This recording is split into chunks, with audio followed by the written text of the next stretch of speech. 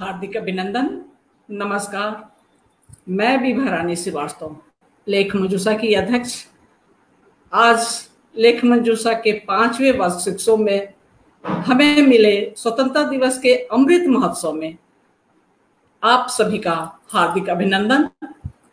और हम अपने संगी के साथ लघु कथा के नाट्य प्रस्तुति और लघु कथा पाठ में आपके सामने उपस्थित हूँ। आज लघु कथा पाठ में पहले हम उज्जैन से हमारे साथ जुड़े संतोष सुपीकर जी को सुनेंगे।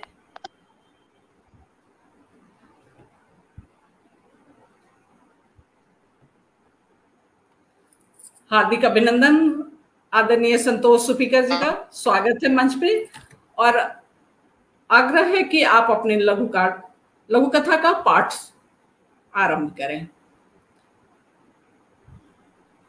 संतोष सुपीकर जी। आदरणीय विभा जी जी।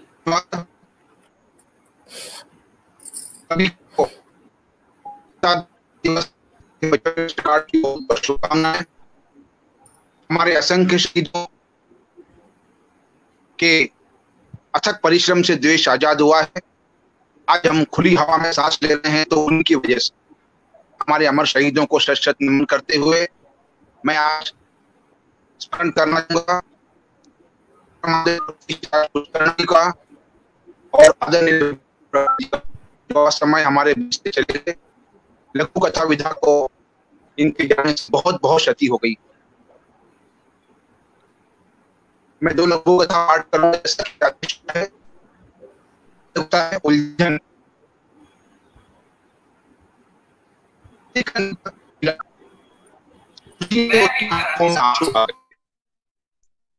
इस नौकरी की प्रतियोगी परीक्षा की उसने मेहनत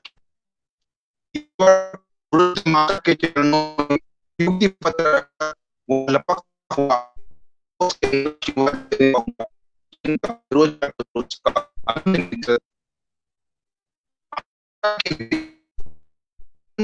देते हुए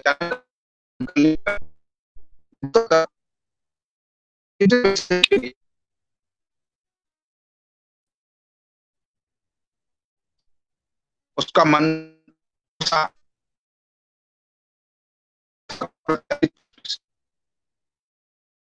वाले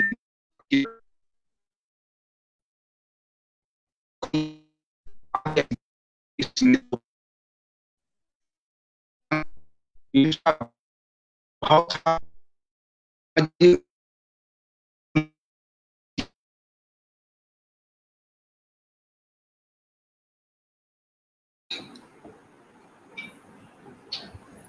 आदरणीय संतोष स्पीकर जी का नेट डिस्टर्ब कर रहा है, जिसकी वजह से आवाज स्पष्ट नहीं आ रही है। आवाज को आप मैं दूसरे रूम में जाता हूँ जी। आप देख अभी आवाज आ रही है मैडम मेरी? आवाज आ रही है मेरी? लेकिन आपका, हाँ आवाज आ रही है, अभी आ रही है, लेकिन आपका अव्यवस्थित है नेट लगता है, जिसकी वजह से आपके आवाज कट कट के आ रहे हैं। मैं बाहर आ गया हूँ, बिल्कुल बाहर आके बात कर रहा हूँ। चलिए बाहर आके बात कर पुनः पाठ करके देखें। रचना का शीर्षक है बस तभी से। आवाज आ रही है अब? जी आ रही है। ये रचना मैंने पुलवामा में शहीद हुए हमारे देश के सैनिकों पर उनकी श्रद्धा स्वरूप लिखी है। रचना का शीर्षक है बस तभी से। क्यों रे रोहित? खाली कालखंड में कक्षा में आए शिक्षक ने पूछा। मैंने पहले भी देखा है, ये तू हमेशा चित्र बनाते समय एक हाथ का पंजा और एक पैर का पंजा ही क्यों बनाता है? सवाल सुनकर रोहित सूनी सी आंखों से शून्य में ताकने लगा। सर मैं बताती हूँ। शिक्षक के कुछ और कहने से पहले सुरुचि बोल पड़ी। इसके पिताजी मिलिट्री में थे ना, तो सो व्हाट, उसका पंजे से क्या संबंध? सर उनकी बस में आतंकियों ने धोखे से बम ब्लास्ट किया था, उसी बस में वे शहीद हो गए थे। घर पर तो उनका केवल एक कटा हुआ हाथ और पैर ही आ पाया था, बस तभी से। धन्यवाद।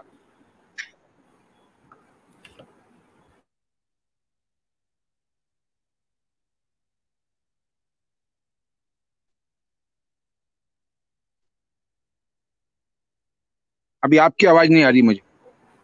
पुलवामा में हुए शहीद को हम नमन करते हैं और आपसे आग्रह है कि आप अपनी किसी एक और अन्य लघु कथा का पाठ कर लें। अभी जो पढ़ी थी वो फिर पढ़ दूं क्या? जो आवाज नहीं आ रही थी पढ़ लीजिए। अभी आप दूसरा, धन्यवाद इसके लिए। आप किसी और से पढ़वा लीजिए। धन्यवाद की बात नहीं है, आप हमारे आमंत्रित अतिथि हैं, आपका मान है, आप पढ़ें। एक मिनट, जो पहले पढ़ी थी उसे फिर पढ़ देता हूं मैं, जिसमें आवाज नहीं आ रही थी आपको। अभी आवाज आ रही है? जी जी, आवाज अस्पष्ट है। अभी भी अस्पष्ट है? लघु कथा का शीर्षक है उलझन। आ रही आवाज आपको? जी, आवाज स्पष्ट है। हाँ तो फिर अभी बस रहने दीजिए, किसी और को बुला लीजिए। अब धन्यवाद बहुत बहुत। आप पढ़ें, आवाज आपकी अच्छी आ रही है, पढ़ें। रचना का शीर्षक है उलझन। नौकरी का नियुक्ति पत्र मिला तो खुशी से उसकी आंखों में आंसू आ गए। इस नौकरी की प्रतियोगी परीक्षा के लिए उसने जी तोड़ मेहनत की थी। ईश्वर और वृद्ध माता के चरणों में नियुक्ति पत्र रखकर वह लपकता हुआ पड़ोस के अंकल का आशीर्वाद लेने जा पहुंचा, जिनका बेरोजगार पुत्र उसका अभिन्न मित्र था। आशा के विपरीत अनमनेपन से आशीर्वाद देते हुए अचानक अंकल ने पूछा, बेटा एक बात तो बता, कितने पैसे दिए थे इस नौकरी के लिए? उत्साह से दमकता उसका मन सहसा बुझ गया। इस अप्रत्याशित प्रश्न से अचानक चली हवा से बुझने वाले दीपक की तरह नौकरी मिलने की खुशी आधी रह गई थी अपनों के इस मिथ्या आरोप से। अंकल के शब्द ईर्ष्या का भाव था या सामाजिक कुरीतियों के प्रति उनकी अट्टू आस्था, वह कोई फैसला न कर सका। धन्यवाद।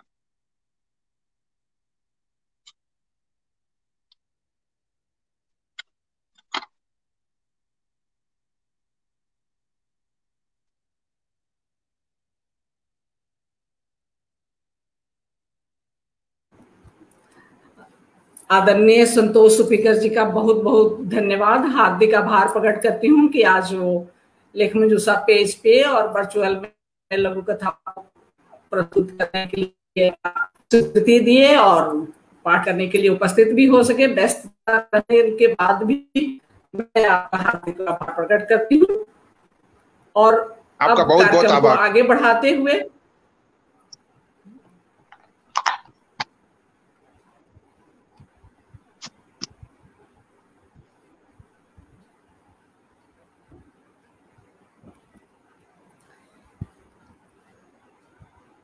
कार्यक्रम को आगे बढ़ाते हुए अब हम एक नाट्य प्रस्तुति देखने जा रहे हैं।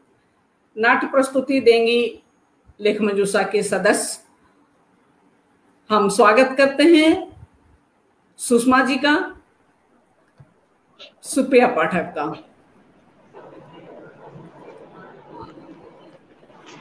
आप लोग 2 मिनट करिए, मैं एक क्लिप शेयर कर रही हूँ।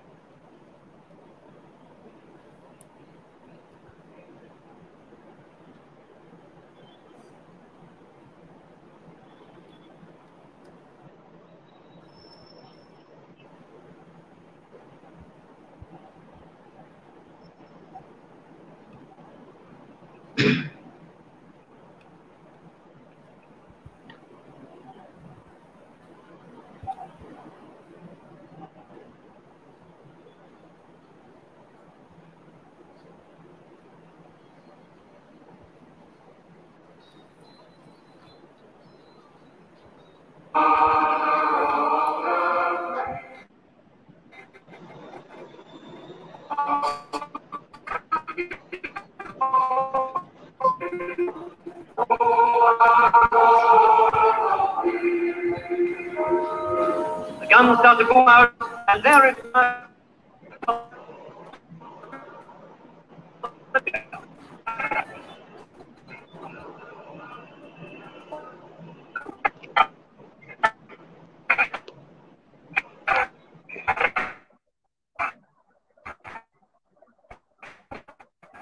भारतीय झंडे को सलामी किए जाने की ऐतिहासिक रस्म। स्थान प्रिंसेस पार्क, दिल्ली, 15 अगस्त 1947। दुनिया और भारत के इतिहास की महत्वपूर्ण तारीख और भारत के जीवन में एक नया मोड़। ब्रिटिश राज के अंत की ये कहानी 1947 के आरंभ में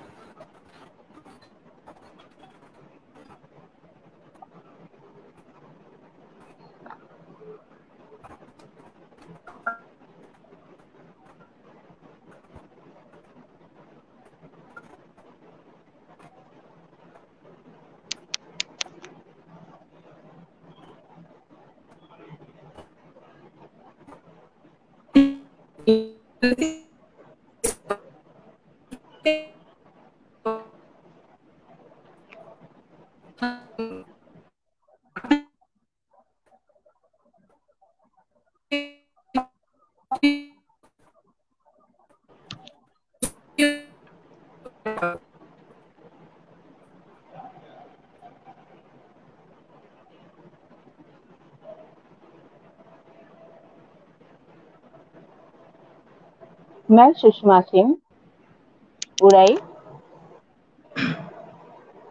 सुषमा सिंह उड़ई उत्तर प्रदेश से।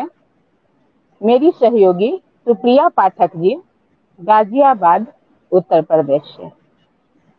आज हम लोग आदरणीय डॉक्टर सतीश राज पुष्करना जी के द्वारा लिखी गई लघु कथा सच्चा इतिहास को लघु नाटिका के रूप में प्रस्तुत करने जा रहे हैं। लघु कथा की पृष्ठभूमि आपके समक्ष सुप्रिया जी रखेंगे। सुप्रिया जी। धन्यवाद आदरणीय सुषमा सिंह जी। हमारी लघु नाटिका सच्चा इतिहास की पृष्ठभूमि कुछ इस प्रकार है। स्वतंत्रता संग्राम के अथक प्रयासों के बाद भारत स्वतंत्र हो चुका है। स्वतंत्रता संग्राम का नेतृत्व करने वाले सभी ऊंचे पदों पर आसीन हैं, लेकिन जनता की स्थिति में कुछ खास बदलाव नहीं है।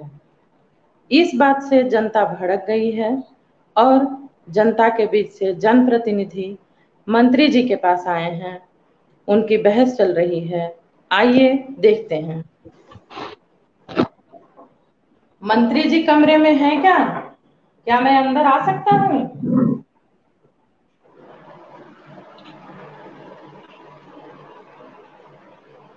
कौन है? आइए। क्या बात है? जी मंत्री जी, हमारी कुछ मांगे हैं। क्या मांगे हैं? क्या चाहिए? जी हमारे सहयोग के बदले में दिए गए आश्वासनों की पूर्ति चाहते हैं। आश्वासन? कैसा आश्वासन? वही आश्वासन जो हमारे सहयोग देने के बदले पूरे करने का वादा किया गया था।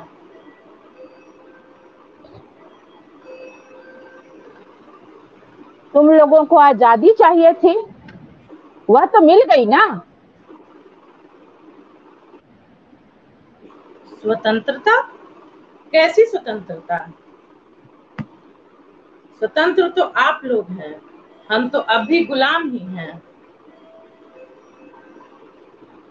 गुलाम? तुम लोग गुलाम हो? क्या बकते हो?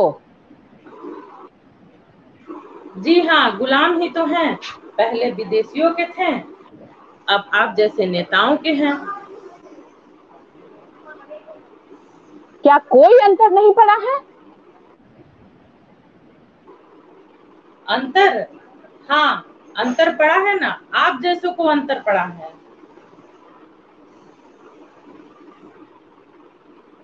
ठीक कहते हो। भला मुझ जैसों को क्या अंतर पड़ा है? तनिक सोच विचार कर बोलो। आप स्वयं तो ऊंचे पद पर आसीन हैं। आपके सभी मनचाहे ऊंचे पदों पर आसीन हैं। आपके तो मनमानी का स्वराज चल रहा है। ठीक कहा, ठीक कहा। थोड़ी सोच विचार कर बोलो। क्या बोल रहे हो, क्या बक रहे हो? क्या विचार करें मंत्री जी? क्या विचार करें मंत्री जी? क्या विचार करें? आप विचार कीजिए। आपके शासन से जनता का आधा भाग ही है जो संतुष्ट है, बाकी हिस्सा तो बगावत पर उतर आया है। आजादी मिलने का कोई अंतर नहीं पड़ा है जनता पे? जनता पर कोई अंतर नहीं पड़ा है? कभी सोच विचार कर बोलो।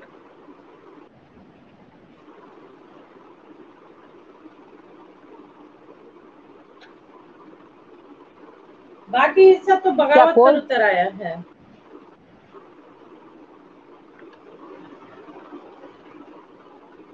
यह क्या बात कर रहे हो? आजादी मिलने का कोई अंतर नहीं पड़ा है जनता पे? नहीं मंत्री जी, कोई अंतर नहीं पड़ा है। फर्क बस इतना ही है कि पहले चाबुक खाल खींचती थी, अब भूख की दीमक हड्डियां चाट रही हैं। जय हिंद, जय जवान, जय किसान। जय हिंद की सेना। चलिए, वंदे मातरम। सुंदर प्रस्तुति। वंदे मातरम। काश इस प्रस्तुति को देखने के लिए हमारे गुरु, हमारे लघु कथा पितामह आदरणीय सतीश राज पुष्करना जी को मैं सादर नमन करती हूँ। काश वे हमारे प्रस्तुति देख पाते। मुझे लगता है वो कहीं भी होंगे, अवश्य हमारे बीच होंगे। आप लोगों को साधुवाद, बहुत बहुत धन्यवाद। आप लोग प्रस्थान करें।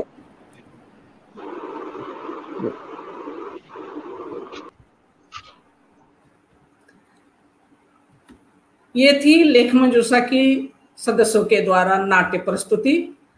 लेखक आदरणीय लघु कथा पितामह गुरु डॉक्टर सतीश राज पुष्करना जी के द्वारा लिखित लघु कथा सच्चा इतिहास। साधुवाद देती हूं मैं अपने सदस्यों को जो ये प्रस्तुति देने के लिए उपस्थित हुए। अब लघु कथा पाठ का समय हो चुका है। हमारे बीच उपस्थित हो चुके हैं लघु कथा का रजनीश दीक्षित जी। मंच पे आपका स्वागत है रजनीश दीक्षित जी का। सभी को बहुत नमस्कार, अभिनंदन। आप सभी को स्वतंत्रता दिवस की बहुत बधाई और बहुत सब शुभकामनाएं। जहां हम अपने शहीदों को आज याद कर रहे हैं, वहीं हम अपने लघु कथाकारों को भी याद कर रहे हैं जिन्होंने अभी हाल ही में हमारा साथ असमय छोड़ दिया। उन सभी की आत्माओं को भगवान अपने चरणों में स्थान दे। इन्हीं कामनाओं के साथ मैं अपनी पहली लघु कथा पेश कर रहा हूं, जिसका शीर्षक है स्वतंत्रता दिवस। पिछले साल नेताजी स्वतंत्रता दिवस यानी 15 अगस्त पर अपने गांव गए थे। उस समय उन्होंने गांव के स्कूल की केमिस्ट्री लैब का उद्घाटन किया था। उनके निर्धारित कार्यक्रम के पहले नेताजी की पार्टी के लोगों ने बहुत तैयारियां की थी। छोटे नेताओं ने स्कूल के पास की झोपड़ी, चाय की दुकान आदि सभी बस्तियां हटवा दी थी। नेताजी को वह सब नहीं दिखाना था जिससे किसी की गरीबी, लाचारी झलकती हो।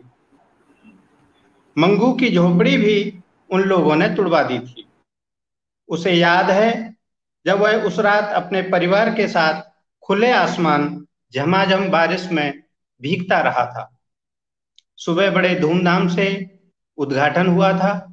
बैंड बाजे, गीत संगीत का आयोजन हुआ था। पूरे गांव में लड्डू बटे थे। नेताजी की जय जयकार हुई थी। उसके बाद उद्घाटन के विवरण का पत्थर स्कूल की दीवार पर टांग दिया गया था ताकि सदियों तक लोग पढ़ते रहें और नेताजी को याद करते रहें। भले ही मंगू के लिए पढ़ाई लिखाई काला अक्षर भैंस बराबर है, लेकिन वह 15 अगस्त का दिन और नेताजी उसे भूले नहीं हैं और आजीवन याद रहेंगे कि किस तरह वह सपरिवार मूसलाधार बारिश में रात भर सिकुड़ता तड़पता रहा था। पत्नी तो पहले से ही बीमार थी, बाद में बेटा भी बीमार हो गया था। कल स्कूल के बच्चों से सुना था कि 15 अगस्त फिर आ रहा है। मंगू के चेहरे पर चिंता की रेखाएं और हृदय में अनजाना भय छाता जा रहा था। वह बार बार बढ़ रहा था, हे भगवान, इस बार क्या होगा। पहली लघु कथा समाप्त हुई।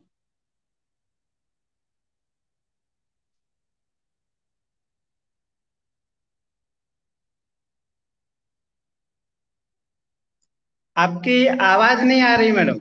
हाँ, मेरी आवाज बंद थी, चूंकि आवाज इको ना करे। जी जी, बहुत बहुत साधुवाद आपको इस लेखन के लिए, और आपके लेखन के लिए तो मैं हमेशा प्रशंसक हूँ, मैं फैन हूँ आपके लेखन की। बहुत बहुत धन्यवाद। आप अपनी दूसरी प्रस्तुति दें।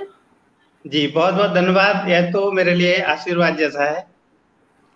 और मेरी दूसरी लघु कथा, जो कि अभी नाटिका दिखाई आदरणीय लेखिकाओं ने, उसी विषय से छूती हुई मेरी दूसरी लघु कथा है, जिसका शीर्षक है हम कितने आजाद। 10 मंजिला इमारत के निर्माण का काम द्रुत गति से चल रहा है। माहौल में सीमेंट गिट्टी मिलाने वाली मशीन की लयबद्ध गड़गड़ाहट का शोर है।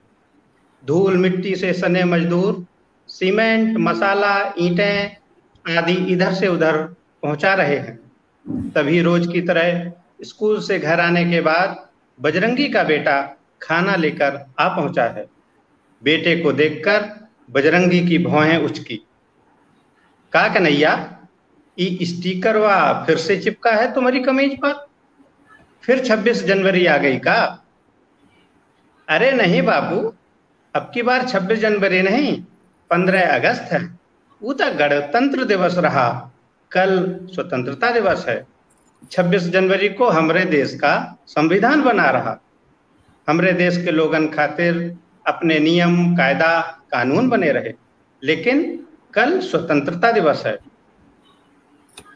इस दिन हमारा देश आजाद हुआ था, मास्टर जी ने बताया था स्कूल में।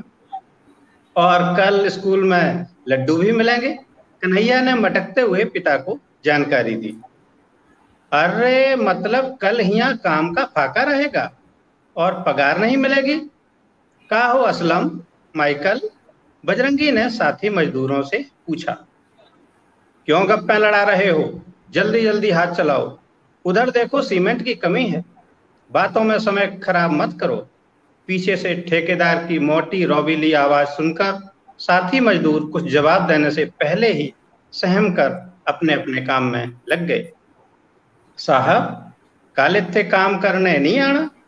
कल की दिहाड़ी नहीं मिलेगी? पीछे से पानी की बाल्टी उठाए आते हुए जोगिंदर ने पूछा। ना ना, कल स्वतंत्रता दिवस है, देश के लिए बहुत बड़ा दिन है।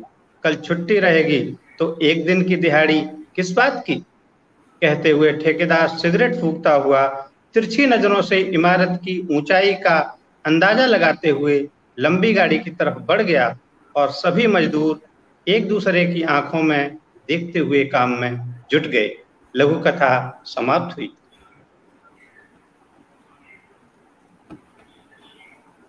बहुत बहुत धन्यवाद आपका। आप मंच पे आए और प्रस्तुति देने के लिए बहुत बहुत बधाई आपको। इस लेखन के लिए साधुवाद, और पुनः मिलने की उम्मीद से हम जरूर आगे कार्यक्रम को बढ़ाते हैं। जी, अब बहुत धन्यवाद, और मुझे मंच पर अवसर दिया इसके लिए बहुत धन्यवाद। पुनः सभी को स्वतंत्रता दिवस की बहुत बधाई। नमस्कार। अब इस कार्यक्रम को आगे बढ़ाते हुए मंच पर उपस्थित कुसुम पारिक जी उपस्थित हैं। मैं कुसुम पारिक जी का स्वागत करती हूँ। स्वागत है कुसुम पारिक जी। अपने को अनम्यूट करें, आपकी आवाज नहीं आ रही है, आवाज को अनम्यूट करें। नमस्ते मैडम। नमस्कार सभी सहभागियों को और सभी विद्यजनों को। आज इस पावन अमृत महोत्सव में आपने मुझे यहाँ बुलाकर जो मेरा सम्मान बढ़ाया उसके लिए मैं आपकी बहुत बहुत आभारी हूँ। और मुझे जो लघु कथा पढ़ने के लिए जो अवसर दिया है उसके लिए मैं आपके प्रति बड़ी कृतज्ञ है। मैं मेरी पहली लघु कथा पढ़ रही हूँ, उसका शीर्षक है प्रायश्चित। यार एक बात बता, जब तू दुश्मन को देखता है तो तुझ में इतना बल व साहस कहाँ से आ जाता है? हमें तो ऐसा लगता है जैसे साक्षात यमराज ही दुश्मनों को लेने पधारे हो। कुछ भी कर ले, आज इस चाय पार्टी से काम नहीं चलने वाला। आज तो हम सेलिब्रेट करके ही रहेंगे। मैंने पार्टी का सारा इंतजाम कर लिया है। बबू रोल नहीं हो रहा। ए बबू एक मिनट। मैंने आज पार्टी का सारा इंतजाम कर रखा है। तेरी तरह मुंह लटकाकर सूखी चाय नहीं पीनी मुझे। पता भी तुझे आज ये तेरा तीसरा वीरता पुरस्कार है। कप में चाय डालते हुए मेजर कुणाल को मेजर सौरभ ने कहा, ले चाय पी और छोड़ इन बातों को। मेरा मन ठीक नहीं है, बुझे मन से कुणाल ने दोहराया। आज कोई चाय वाय नहीं पी जाएगी, केवल पार्टी होगी पार्टी सर। हवलदार बसंत सिंह ने एक कार्टन के साथ अंदर प्रवेश करते हुए कहा। जैसे ही हिप हिप हुर्रे के साथ सब सैनिकों ने अपने जाम एक साथ टकराए, तब तक मेजर कुणाल 2 जाम खाली कर चुके थे और अब एक पूरी बोतल उनके हाथ में थी। चारों तरफ उन्हें एक ही आवाज सुनाई दे रही थी, देखो देशद्रोही का पोता जा रहा है। नहीं नहीं नहीं, मैं देशद्रोही नहीं हूं। अब ये बोझ और मुझसे सहन नहीं होता। और वो सर थामकर नीचे बैठ गया। एक सन्नाटा, जैसे हवा ने भी अपनी गति समेट ली हो। सबके हाथों के छलकते हुए जाम इस सच्चाई की ठंड में जम चुके थे। धन्यवाद। मेरी पहली कथा पूरी हुई।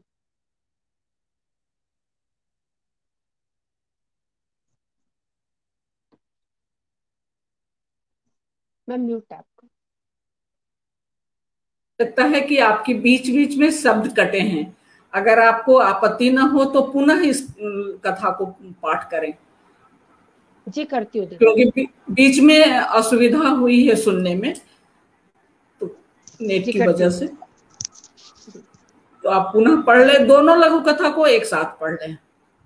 जी पुनः। जी, मेरी पहली लघु कथा है प्रायश्चित। यार एक बात बता, जब तू दुश्मन को देखता है तो तुझ में इतना बल व साहस कहाँ से आ जाता है? हमें तो ऐसा लगता है जैसे साक्षात यमराज ही दुश्मनों को लेने पधारे हो। कुछ भी कर ले, आज इस चाय पार्टी से काम नहीं चलने वाला। आज तो हम सेलिब्रेट करके ही रहेंगे। मैंने पार्टी का सारा इंतजाम कर रखा है। तेरी तरह मुंह लटकाकर सूखी चाय हमें नहीं पीनी आज। पता भी आज तुझे ये तेरा तीसरा वीरता पुरस्कार है। कप में चाय डालते हुए मेजर कुणाल मेजर सौरभ से कहते हैं, ले चाय पी, छोड़ इन सबको। मेरा मन ठीक नहीं है, बुझे मन से मेजर कुणाल ने कहा। आज कोई चाय वाय नहीं पी जाएगी, केवल पार्टी होगी पार्टी सर। हवलदार बसंत सिंह ने एक कार्टन के साथ अंदर प्रवेश करते हुए कहा। जैसे ही हिप हिप हिप हुर्रे के साथ सब सैनिकों ने अपने जाम से जाम टकराए, तब तक मेजर कुणाल 2 जाम खाली कर चुके थे और अब शराब की पूरी बोतल उनके हाथ में थी। उन्हें चारों तरफ एक ही आवाज सुनाई दे रही थी, देखो देशद्रोही का पोता जा रहा है। देखो देशद्रोही का पोता जा रहा है। नहीं नहीं नहीं, मैं देशद्रोही नहीं हूं। मैं अब ये और बहुत सहन नहीं कर सकता। और वो दोनों अपना सर पकड़कर दोनों हाथों से नीचे बैठ गए। एक सन्नाटा चारों तरफ पसर चुका था, जैसे हवा ने भी अपनी गति समेट ली हो। सबके हाथों के छलकते हुए जाम इस सच्चाई के ठंड में जम चुके थे। धन्यवाद। ये मेरी एक कथा पूर्ण हुई। दूसरी कथा है कुर्बानी। शुचि जब कनाडा के टोरंटो पियर्सन इंटरनेशनल एयरपोर्ट पहुंची तो अधिकतर लोग उसे शक और घृणा की नजरों से देख रहे थे, जिनसे बचती बचाती हुई किसी तरह वह सिक्योरिटी चेक पॉइंट पहुंची तो वहां भी उसे शक भरी निगाहों से देखा गया। और जब इंस्ट्रक्टर ने उसे चेक करते हुए अभद्रता दिखाई तो वह मन ही मन पीड़ा से भर उठी। आज वह टोरंटो छोड़कर भारत लौट रही थी, क्योंकि उसका पति शशांक आतंकवादियों से मिली भगत के कारण एनकाउंटर में मारा गया था और इसी के साथ उसकी हंसती खेलती जिंदगी तबाह हो गई थी। किसी तरह उसके पारिवारिक मित्र की मदद से भारतीय दूतावास ने उसे वीजा दे दिया था। इस तरह से यूं कहें कि सभी ने उसके तरफ से मुंह मोड़ लिया था, पर वह साहस करती हुई भारत लौटने में सफल हो गई। जब उसने अपने देश में कदम रखा तो जैसी आशंका थी उससे भी बुरा व्यवहार उसे देखने को मिला। एयरपोर्ट से निकलते ही शुचि ने देखा कि लोग शशांक मुर्दाबाद मुर्दाबाद के नारे लगा रहे थे। वह अपने 2.5 वर्षीय पुत्र और सामान को संभालती हुई लोगों की नजरों से बचती हुई बाहर निकली और एक कैब बुक कर घर की तरफ चल पड़ी। जैसे कैब में बैठने लगी, एक पत्थर आकर उसके सर में लगा। जब उसे होश आया तो वह स्वयं को अस्पताल में पाती है। इधर उधर नजर दौड़ाई तो माता पिता के अलावा किसी को भी अपने पास नहीं पाया, पर माता पिता की नजरें भी झुकी हुई थी। उसने हौले स्वर में कहा कि शशांक के मम्मी पापा के पास, पापा मुझे आप ले चलो। अस्पताल से डिस्चार्ज होकर शुचि अपने माता पिता के साथ खुद के ससुराल पहुंची। वहां का माहौल बहुत ही गमगीन हो रहा था। एक तो बेटे के जाने का दुख और दूसरा बेटे के आतंकवादी से मिली भगत सामने आना। ये बड़ा कलंक लिए वो दोनों सिर झुकाए बैठे थे। शुचि ने जाते ही उनकी गोद में छोटे अगस्त्य को देते हुए कहा, मम्मी जी, शशांक खुद को इस रूप में आपको सौंप कर गए हैं। आप उठिए और शोक त्याग दीजिए। जो हुआ वह हमारे वश में नहीं था, अब जो करना है वह हमारे वश में है। ऐसा कहकर उसने सबको जो कुछ रसोई में थोड़ा बहुत था उस चाय पानी की व्यवस्था करके खिलाया पिलाया और अपने माता पिता से बोली, मैं अभी थोड़ी देर बाहर जाकर आती हूँ, आप मम्मी जी पापा जी का ध्यान रखिएगा। कहते हुए उसने अपने सामान में से कुछ उठाकर बाहर निकल गई। स्कार्फ से उसने अपना सर ढक लिया और थोड़ी देर बाद उसकी गाड़ी दिल्ली की सड़कों पर दौड़ने लगी और लोधी रोड स्थित अनुसंधान और विश्लेषण कार्यालय रो के सामने पहुंच गई। वहां पर एक विजिटिंग कार्ड दिखाया तो उसे अंदर जाने दिया गया। थोड़ी बहुत सुरक्षा के बीच वह रो मुखिया के सामने बैठी थी और उनको एक ट्रॉफी देते हुए बोली, sir, assistant field marshal Shashank खुद को तो नहीं बचा पाई, लेकिन अपने मिशन में सफल हो गए थे। अपने देश के प्रमुख हवाई अड्डों पर आतंकी गतिविधि के लिए कौन कौन से संगठन काम कर रहे हैं वह सब इस फ्लॉपी में है। रो मुखिया और अन्य पदाधिकारी उसे विशेष सम्मान भरी नजरों से देखते हुए बाहर तक छोड़ने गए। वहां से निकलकर वैसे ही मुंह पर स्कार्फ बांधकर वह वापस घर आ गई। शाम के 7 बजे होंगे। एक फोन कॉल उसे आया तो उसने टेलीविजन चालू किया। सोफे पर चारों बुजुर्ग मुंह लटकाए बैठे थे, पर अचानक शशांक का नाम सुनकर चारों ने अपनी नजरें टेलीविजन की तरफ घुमा दी। वहां बड़ी फक्र के साथ बताया जा रहा था कि फील्ड ऑफिसर शशांक कोई आतंकवादी नहीं थे, वह देश के लिए शहीद हुए हैं। भारत के 4 हवाई अड्डों को एक साथ उड़ाने की योजना बन रही थी। उसके लिए उन्होंने एक आतंकी को ही अपना मित्र बनाकर सारी सूचना जुटाई, लेकिन हमें अफसोस है कि देश के लिए इतनी बड़ी सेवा करने के बाद के बदले में उन्हें अपनी जान देनी पड़ी। पूरा भारतवर्ष उन्हें श्रद्धांजलि देता है। यह सुनकर चारों वृद्धों के चेहरों पर अभिमान की चमक दिखने लगी। अगले 3 दिनों में उनके पति का शव भारत आ गया था और 51 तोपों के सलामी के साथ मेजर शशांक का अंतिम संस्कार किया गया, जहां पर केवल भारत का सपूत कैसा हो, ऑफिसर शशांक जैसा हो के नारे आसमान में दुंदुभी की तरह जय घोष कर रही थी। शुचि अपने 2.5 वर्षीय पुत्र के साथ अपने वीर और देशभक्त पति को अंतिम विदाई देने के लिए भावनाओं पर काबू रखकर खड़ी हुई थी, क्योंकि उसके पति ने उसे हमेशा ही कहा था, जीवन में कोई भी संकट आए तो तुम घबराना नहीं, क्योंकि तुम एक देशभक्त की पत्नी हो और वीरांगना बनने की तरफ तुम्हें आगे बढ़ना है। मैं कभी न रहूं तो तुम्हें क्या करना है ये सब मेरे लॉकर को खोलोगी तो तुम्हें सब पता चल जाएगा। और उसने सही समय पर सही निर्णय लेते हुए अपने वीर पति की आत्मा पर एक और गर्व रूपी तमगा लगा दिया था। जय हिंद, वंदे मातरम। धन्यवाद।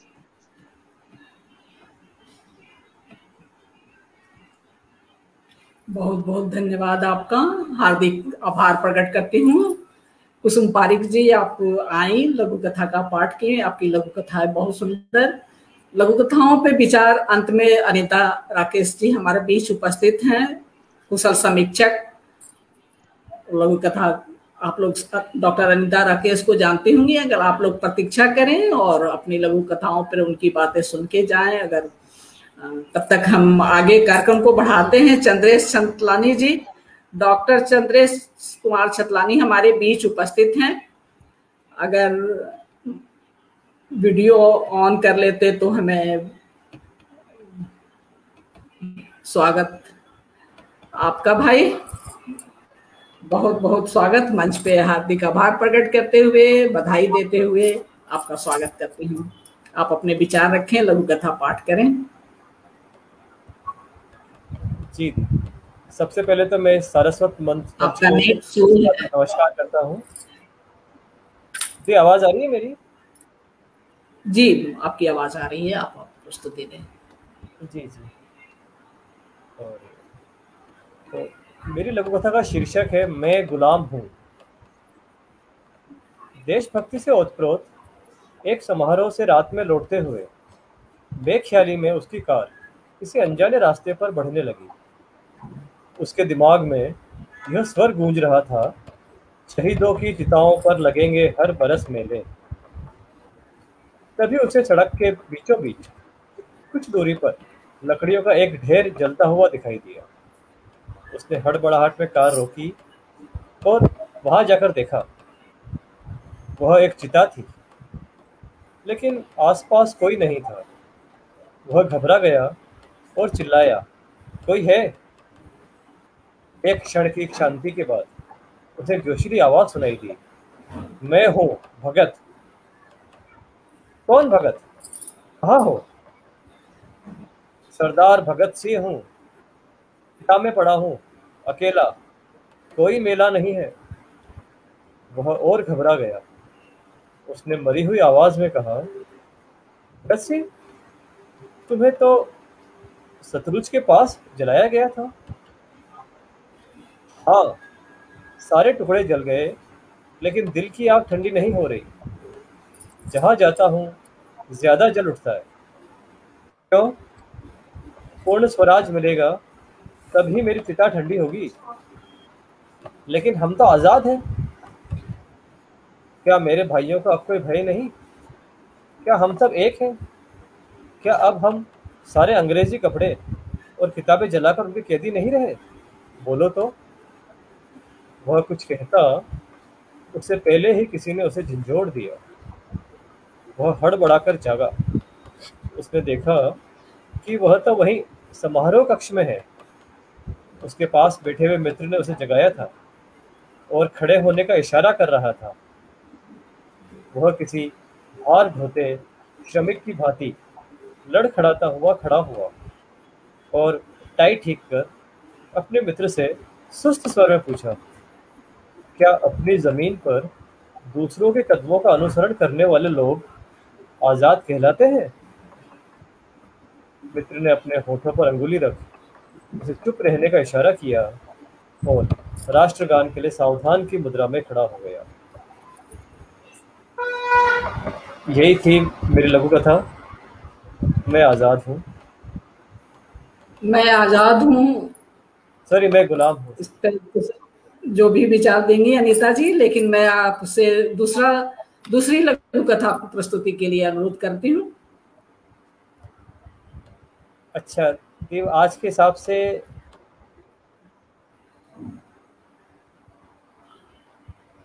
मैं एक लघु कथा का पाठ कर लेता हूँ। एक मिनट में मैं देख लेता हूँ।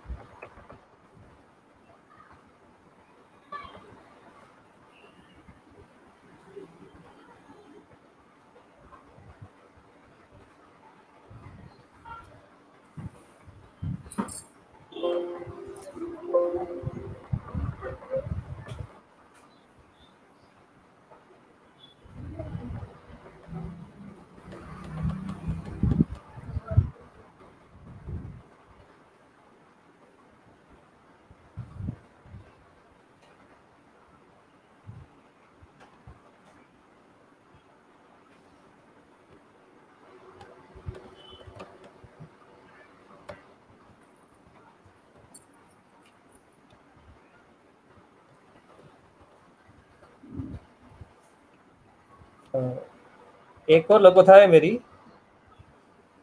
और लघु कथा का शीर्षक है अलार्म बी। उन दिनों कश्मीर में प्रतिबंधों के कारण देश की सुरक्षा को प्रतिबद्ध हर सिपाही को निर्देश थे कि देश विरुद्ध अथवा सांप्रदायिक भड़काव की एक गलत आवाज भी उठे तो उस व्यक्ति को ही उठाकर धर लिया जाए, लेकिन किसी भी निरपराध के दिल और शरीर दोनों को कोई चोट न पहुंचे। वहीं एक मोहल्ले में एक बुढ़िया रहती थी जो कई सालों से मोहल्ले की मस्जिद में सवेरे फजर की नमाज खत्म होने के बाद अपने पुराने टेप रिकॉर्डर में तेज आवाज में मजहबी गाने चला देती और ठीक 1 घंटे बाद उन्हें बंद करती थी। वक्त की इस पाबंदी को देखकर सालों पहले मोहल्ले के बच्चों ने उसका नाम अलार्म बी रख दिया था। अब वह इसी नाम से जानी जाती थी। प्रतिबंधों को कुल जमा 2 दिन ही हुए होंगे। सड़कों पर सैनिकों की चुस्त पदचापों की लयात्मक ताल के अलावा कोई और स्वर नहीं था, लेकिन अलार्म बी के तो बुढ़ापे का दिमाग था। उसने अपने टेप रिकॉर्डर पर रोज की तरह सवेरे सवेरे मजहबी गीत तेज आवाज में चला दिए, जिसे सुनते ही बूटों की पदचाप उसके घर की तरफ मुड़ गई और दरवाजे पर जोर की थपथपाहट हुई। अलार्म बी ने दरवाजा खोला। बाहर से एक शिष्ट स्वर आया, गाने इतनी तेज मत चलाओ, सुनना हो तो आवाज कम करके सुनो। यो तो अल सुबह थी, लेकिन अलार्म बी का लहजा थका सा और एक हद तक शांत भी था। गर्दन को ना की मुद्रा में हिलाकर वह टूटी फूटी हिंदी में बोली, आहा नी, मैं यहाँ ही तमाम जन को ये सुनाती। काहे को फसाद की जड़ बन रही हो अम्मा? आपकी वजह से लोग भड़के तो सीधे अंदर कर देंगे। अब बाहर वाला स्वर विनम्र लेकिन पहले की अपेक्षा हल्का सा तीक्ष्ण था। आसेसा मार्फत, मतलब इसके द्वारा लोग क्यों भड़के? उफ, नाम क्या है आपका? अलार्म बी की फितरत को पहचान कर अब सिर्फ मुआयने के लिए पूछा गया तो अलार्म बी ने जवाब दिया, अल्लाराम। यह सुनकर बाहर खड़े चेहरे पर मुस्कुराहट आ गई और विनित स्वर में होठ हिले। ये कैसा नाम है? इसका मतलब?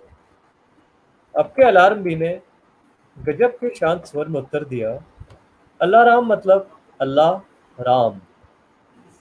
और उसी समय टेप रिकॉर्डर पर चलता हुआ गीत खत्म हुआ और अगला गीत बज उठा, अल्लाह तेरो नाम, ईश्वर तेरो नाम। जी, ये थी मेरी दूसरी लघु कथा अलार्म बी। धन्यवाद आपका।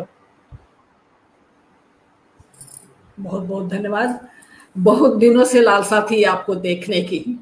उदयपुर भी आने के बाद आपसे मुलाकात नहीं हुई थी। चलिए, आज जी दी लालसा पूरी हुई। हम आगे भी मिलने की उम्मीद करते हैं। जी, आप कुछ कह रहे थे?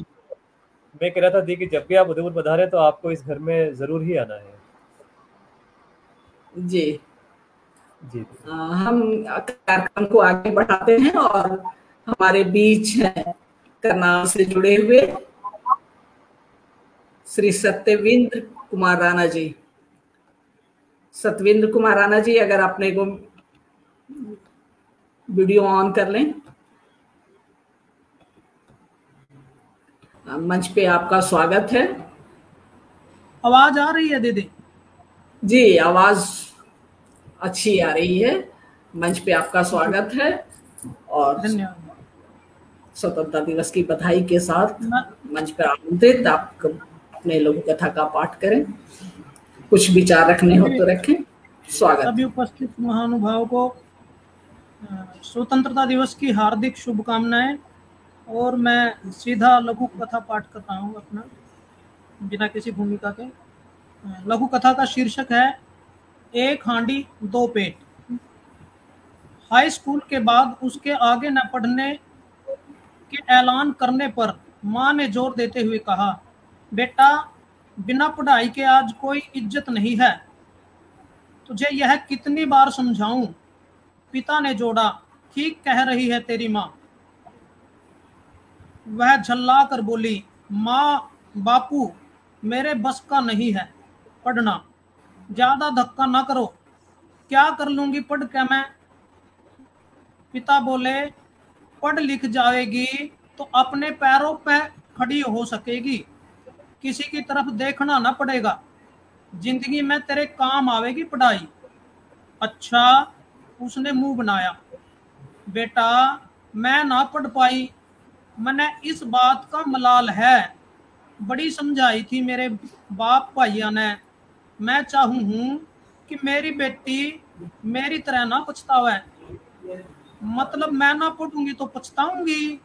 उसने फिर चुटकी ली, फिर बदहाल सी हालत में पोछा लगा रही अपनी शिक्षित भाभी की तरफ देखा और बोली, अरे माँ जरूरी तो नहीं कोई मने मेरे पैरों पे खड़ा होने देगा, आगे क्या पता लगाम किन हाथों में हो। बढ़िया तरह पढ़ लिख कर भी पछताना पड़े। माँ और पिता भी बहू की तरफ देखने लगे। वह झट से बोली, इससे खरा तो है कि मैं भी तेरी तरह बिना पढ़े ही पछता लूंगी। दोनों चुप थे और दोनों के चेहरे पर पछतावा नजर आ रहा था। यह पहली लघु कथा थी दीदी। दूसरी पढ़ूं?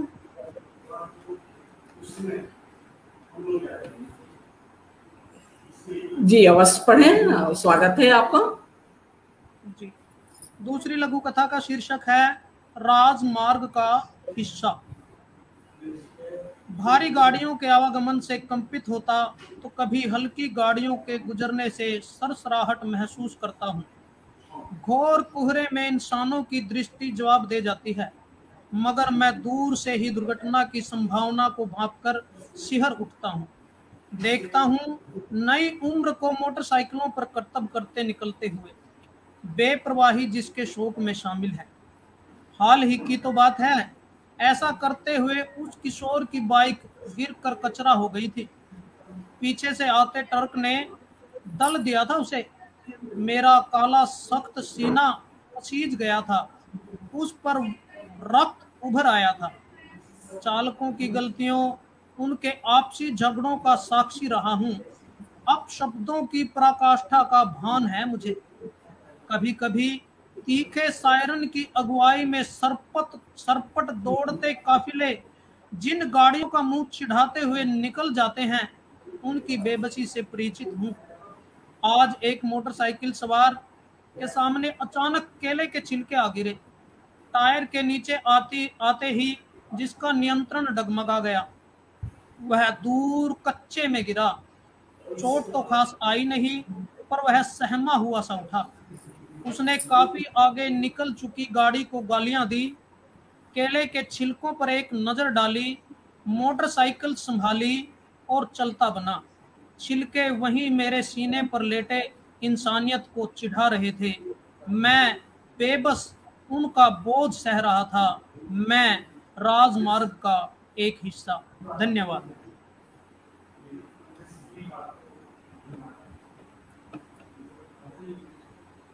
धन्यवाद तो मेरी ओर से स्वीकार करें भाई। और लघु कथा पे तो आप लोगों के लघु कथा पे मैं क्या बोलूं, बोलने के लिए मैं डॉक्टर अनीता राकेश जी से अनुरोध करती हूँ वो उपस्थिति दें अपनी मंच पे। उनका स्वागत है। आदरणीय डॉक्टर अनीता राकेश जी।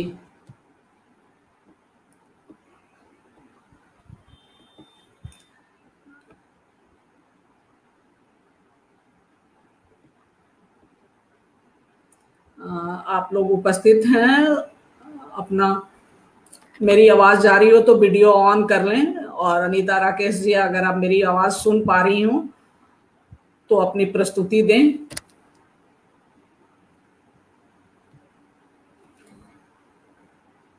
डॉक्टर अनीता राकेश जी,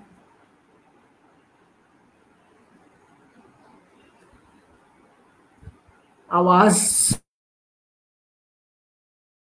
आपकी बंद है, जिसकी वजह से आपकी आवाज नहीं आ रही है।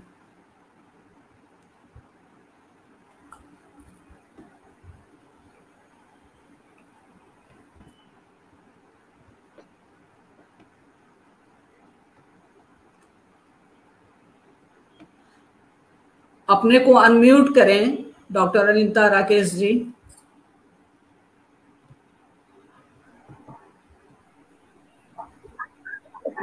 अब आ रही है आवाज? जी जी आ रही है आवाज जी।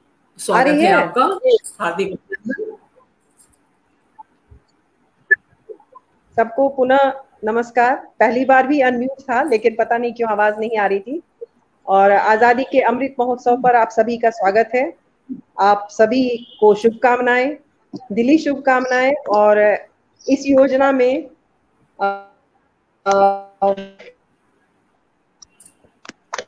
अभी मेरे लिए शुरू में जो पढ़ी गई वो मैं सुन नहीं पाई, आवाज नहीं आ रही थी। बाद में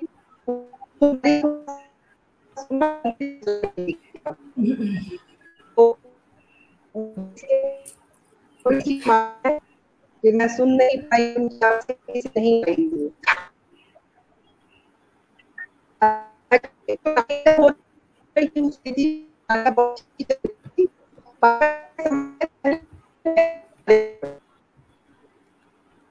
हेलो,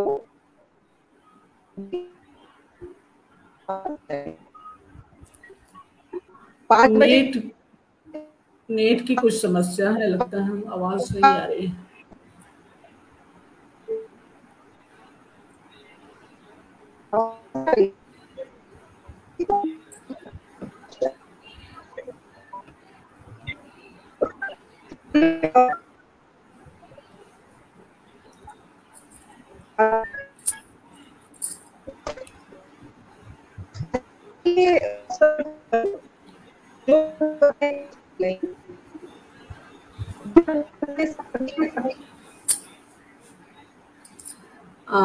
अनीता राकेश जी का नेट धोखा दिया और धोखा देने की वजह से वो लगता है निकल गई हैं। समय का सदुपयोग करते हुए हम लोग डॉक्टर पूनम देवास उनकी लघु कथा जो लेके आई हैं वो उसका पाठ सुनते हैं। अगर अनीता राकेश जी आप पुनः जुड़ जाती हैं तो उनकी बात हम लोग सुन लेंगे। डॉक्टर पूनम देवा जी का स्वागत है मंच पे आपका। पूनम देवा जी नमस्कार। इस मंच पर उपस्थित सभी को आज स्वतंत्रता दिवस की हार्दिक शुभकामनाएं। मैं लेख मंजूषा की सदस्य डॉक्टर पूनम देवा दीदी ने जो बताया, तो मैं आज खुद को बहुत गौरवान्वित महसूस कर रही हूँ, इसलिए कि मैं डॉक्टर सतीश राज पुष्करना जी जो हमारे लेख मंजूषा के अभिभावक भी रहे हैं और उनके लिए जितना भी कहा जाए कम है। सभी जानते हैं उन्हें, लघु कथा के वो पितामह कहे जाते हैं। तो उन्हीं की लिखी एक लघु कथा मैं पढ़ने जा रही हूँ, जिसका शीर्षक है दादागिरी के खिलाफ।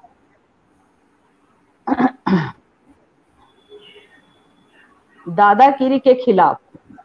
रुदौली गांव पर महानगर का पुनः हमला आज के समाचार पत्र की यह मुख्य खबर थी। रुदौली की फसलें जला दी गई थी। इस खबर से सभी दुखी थे। आसपास के छोटे छोटे गांव में भीतर से तो दुखी थे, मगर मुखर कोई नहीं हो रहे थे। मुखर होने का साहस नहीं जुटा पा रहे थे। महानगर गांव जैसे बड़े गांव के प्रभाव से डरते थे कि समय कुछ समय जो कुछ रुपए पैसे या खाद बीज की कुछ मदद मिलती है बंद हो जाएगी। इस संकट की घड़ी में रुदौली गांव लगभग अकेला पड़ गया। रुदौली के निवासी अपने प्रधान पर पूरी निष्ठा रखते थे। प्रधान उन्हें ढाढ़स बंधाता था। भाइयों, हिम्मत न हारो, सत्य की शक्ति असीम है। गांधी जी ने इसी शक्ति से अंग्रेजों जैसे महाशक्ति को भी बेबस कर दिया था। हमारी फसलें बर्बाद कर दी हैं, चिंता नहीं, हम एक सांझ ही खाएंगे, फिर मेहनत करेंगे, फसलों को फिर खड़ा करेंगे। प्रधान जी आस पड़ोस वाले गांव को एकजुट कर मुकाबले के विषय में क्यों नहीं सोचते? प्रधान के सहायक ने सुझाव दिया। कायरों और नपुंसकों से क्या कहना, उन्हें दिखाई नहीं देता कि जब एक घर में आग लगती है तो पड़ोस के घर में भी अवश्य उसकी लौ पहुंच जाती है, वो भी जलते हैं। आग की तलखी तो और आगे तक भी जाती है। अपनी सुरक्षा हेतु आजकल हम उन्हें सहयोग नहीं होगा आज या कल।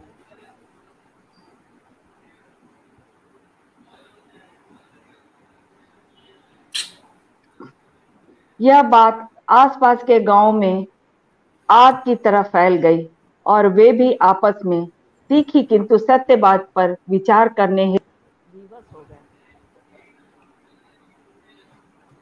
पड़ोस के घर भी जलते हैं, यह बात धीरे धीरे सभी को उत्तेजित करने लगी।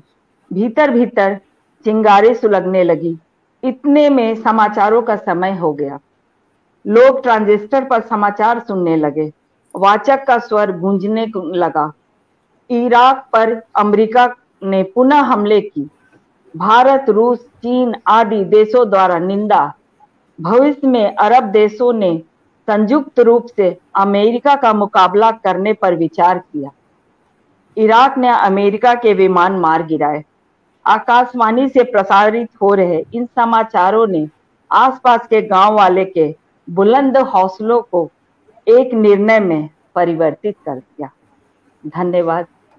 यह थी डॉक्टर सतीश राज पुष्करना सर जी की दादागिरी के खिलाफ बहुत ही सुंदर और सचेत करती, जागृत करती लघु कथा। धन्यवाद।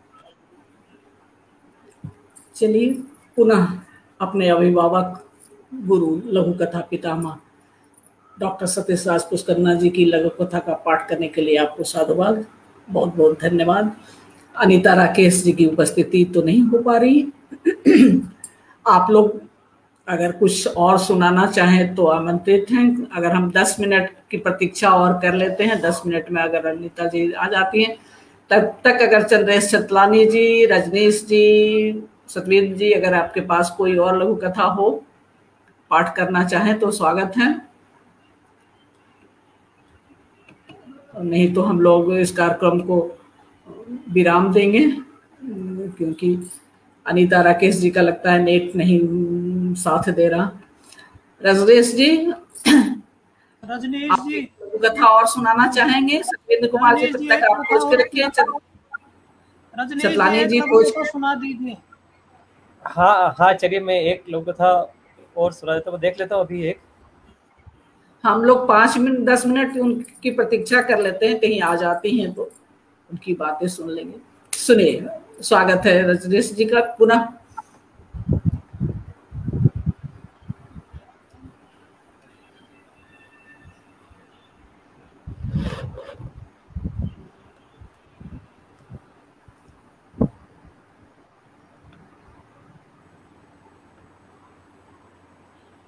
रजनीश जी लघु कथा पाठ कीजिए, कोई हम भी सुन लेंगे आपकी लघु कथा, लेट जो पाए।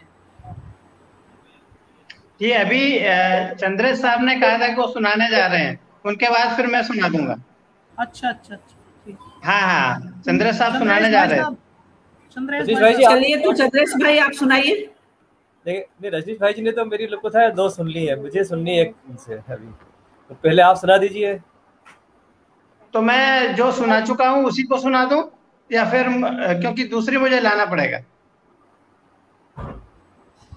जी हमने तो कोई सुन ही नहीं पाया, हम तो अभी आए हैं ना, आप जो ठीक लगे सुना दीजिए।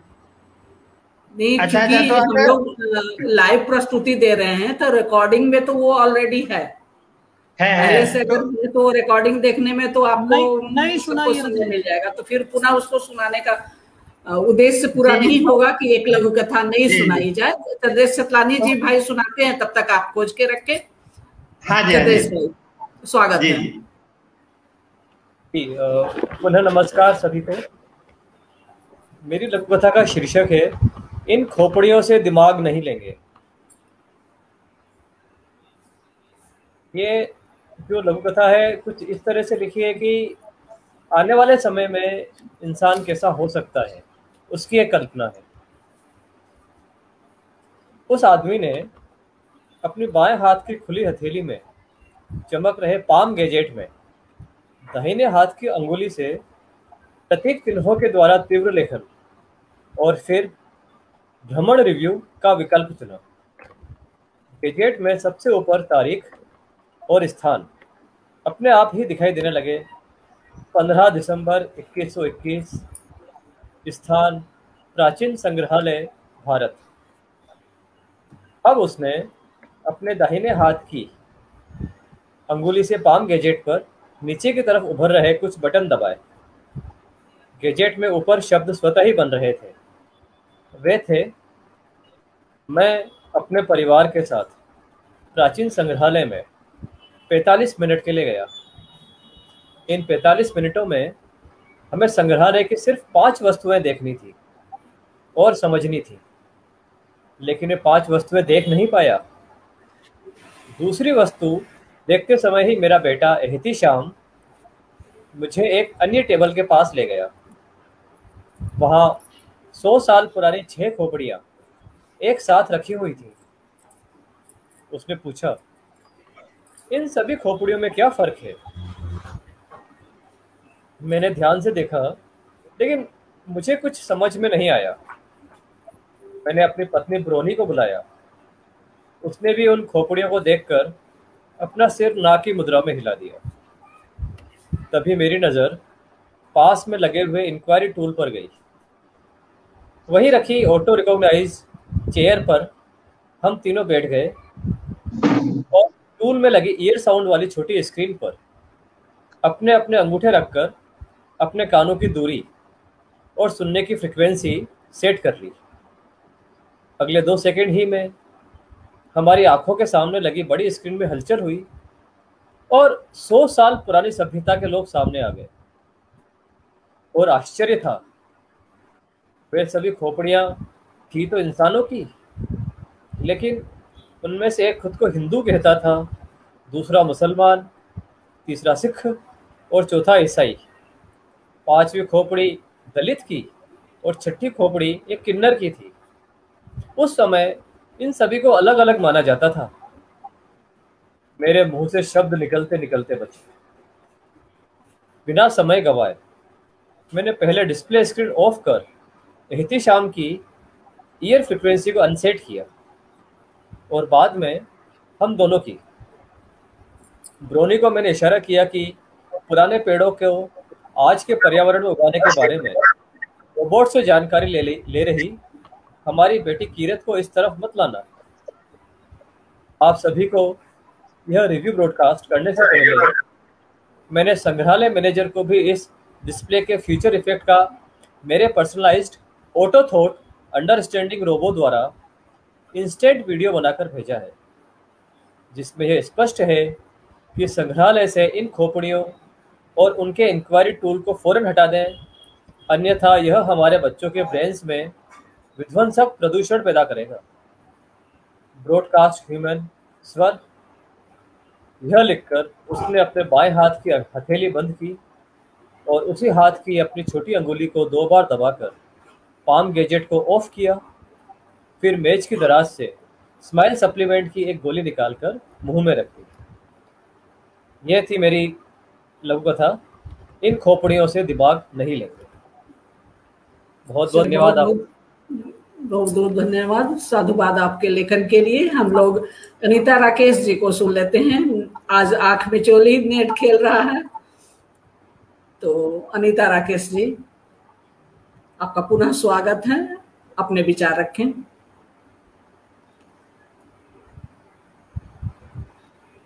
अनम्यूट कर लें अपने को।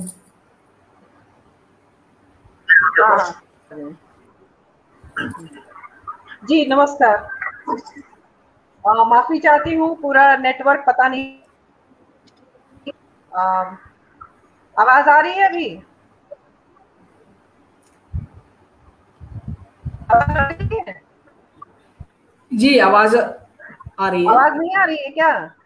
आवाज आ रही है, आप अपनी बात रखें।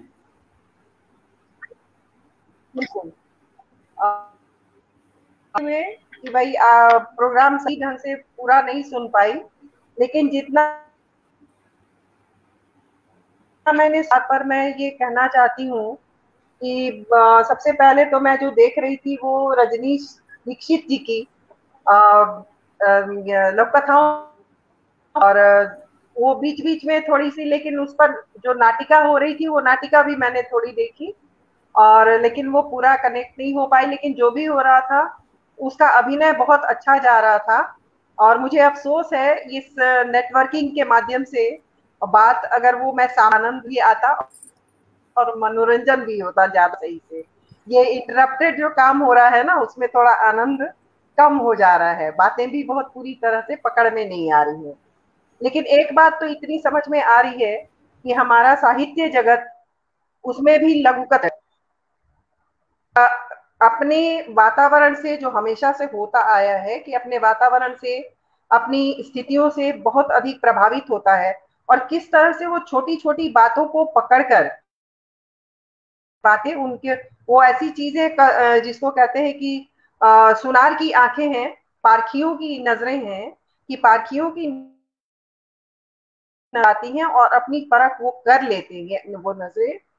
तो इसमें जो जितनी चीजें वो आ रही हैं स्वतंत्रता दिवस पर, बहुत छोटी छोटी चीज, कड़वे प्रश्न, ये ठीक है कि आज के दिन हम बहुत सारी खुशियों के साथ अपने को मनाते हैं, और पूरा देश मनाता है इसको, और देशवासी जो जहां भी पूरे विश्व में है वो उसको मनाते हैं।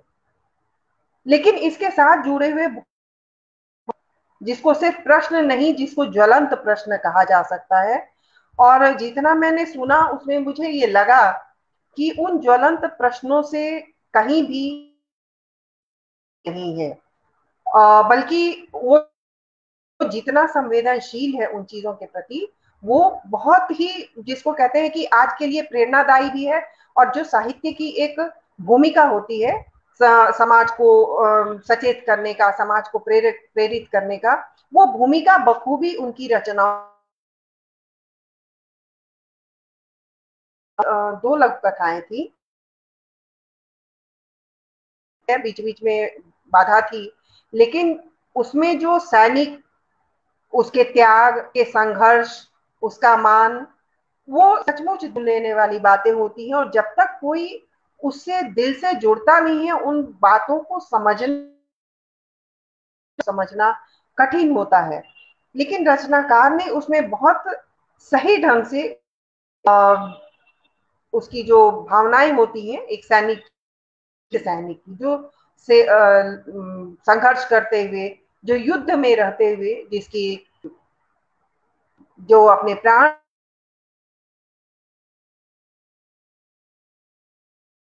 उसमें भी एक बच्ची, एक पत्नी की भूमिका वहां।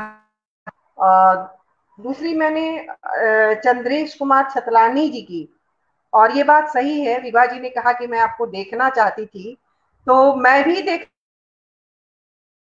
इतना धनी व्यक्ति कौन है,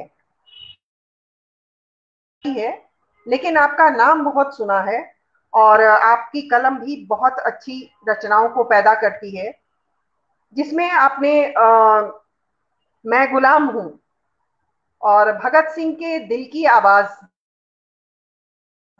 वहां सिर्फ वो भगत सिंह नहीं है, वो हमारे सारे शहीद हैं, सारे हमारे जो जिन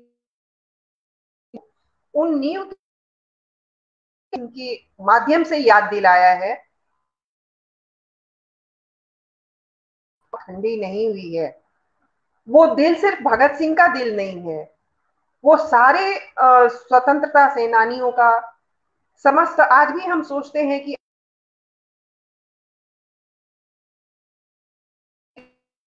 उसको आपने उस दिल के माध्यम से दिया है। ये बहुत ही जिसको कहते हैं सुकूनदायक प्रश्न है और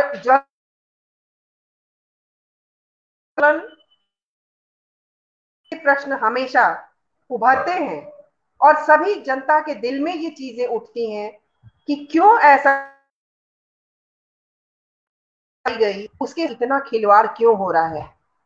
आजादी के जो अमृत वृक्ष है उस पर विष के फल क्यों लगने लगे हैं, उसको कौन सींच रहा है उस विष के फल को पैदा करने में।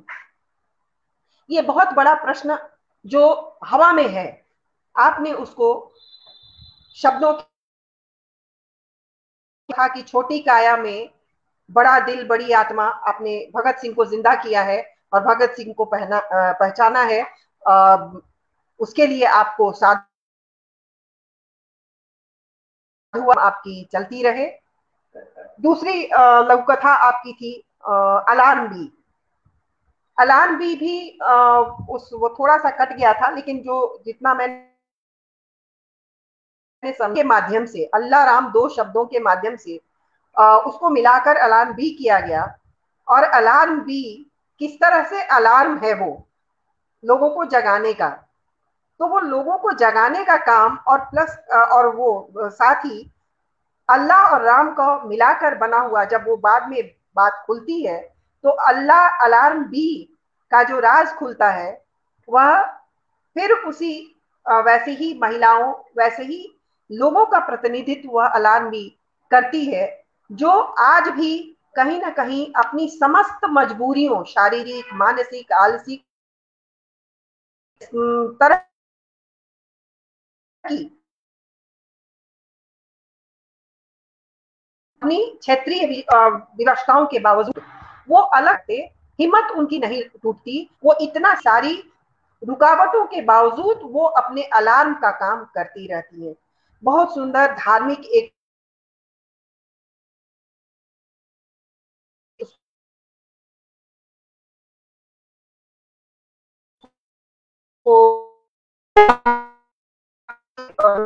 कथा दोनों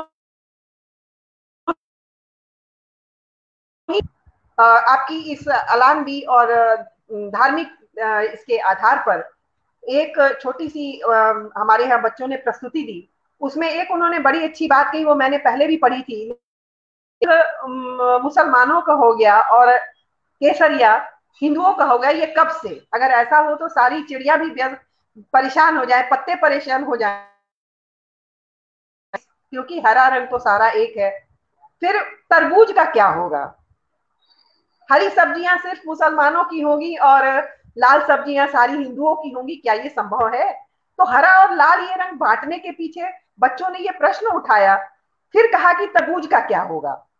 तरबूज तो ऊपर से हरा है, अंदर से लाल है। तो ये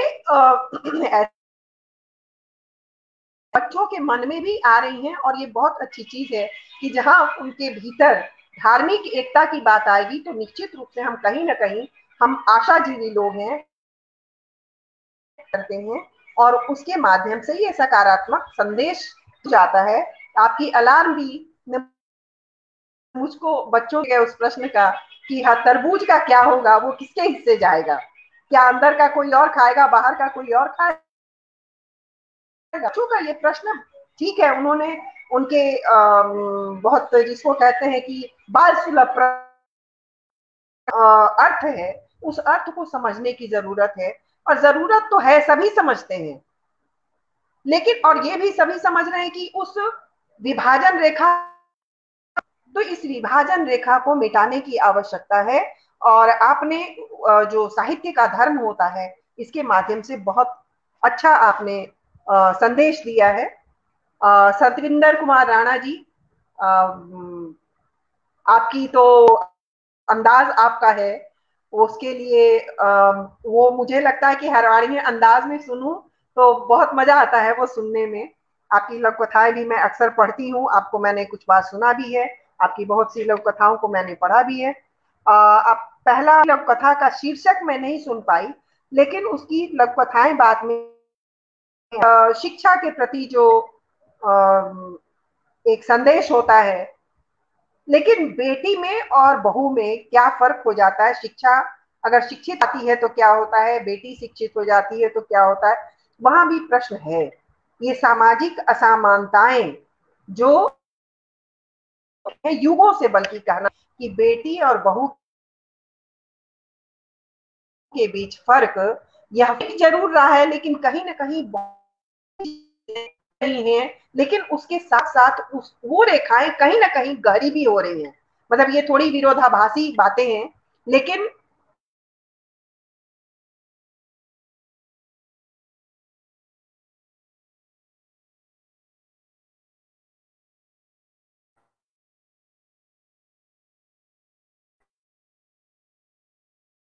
है निश्चित रूप से बच्चियों के प्रति, महिलाओं के प्रति, स्त्रियों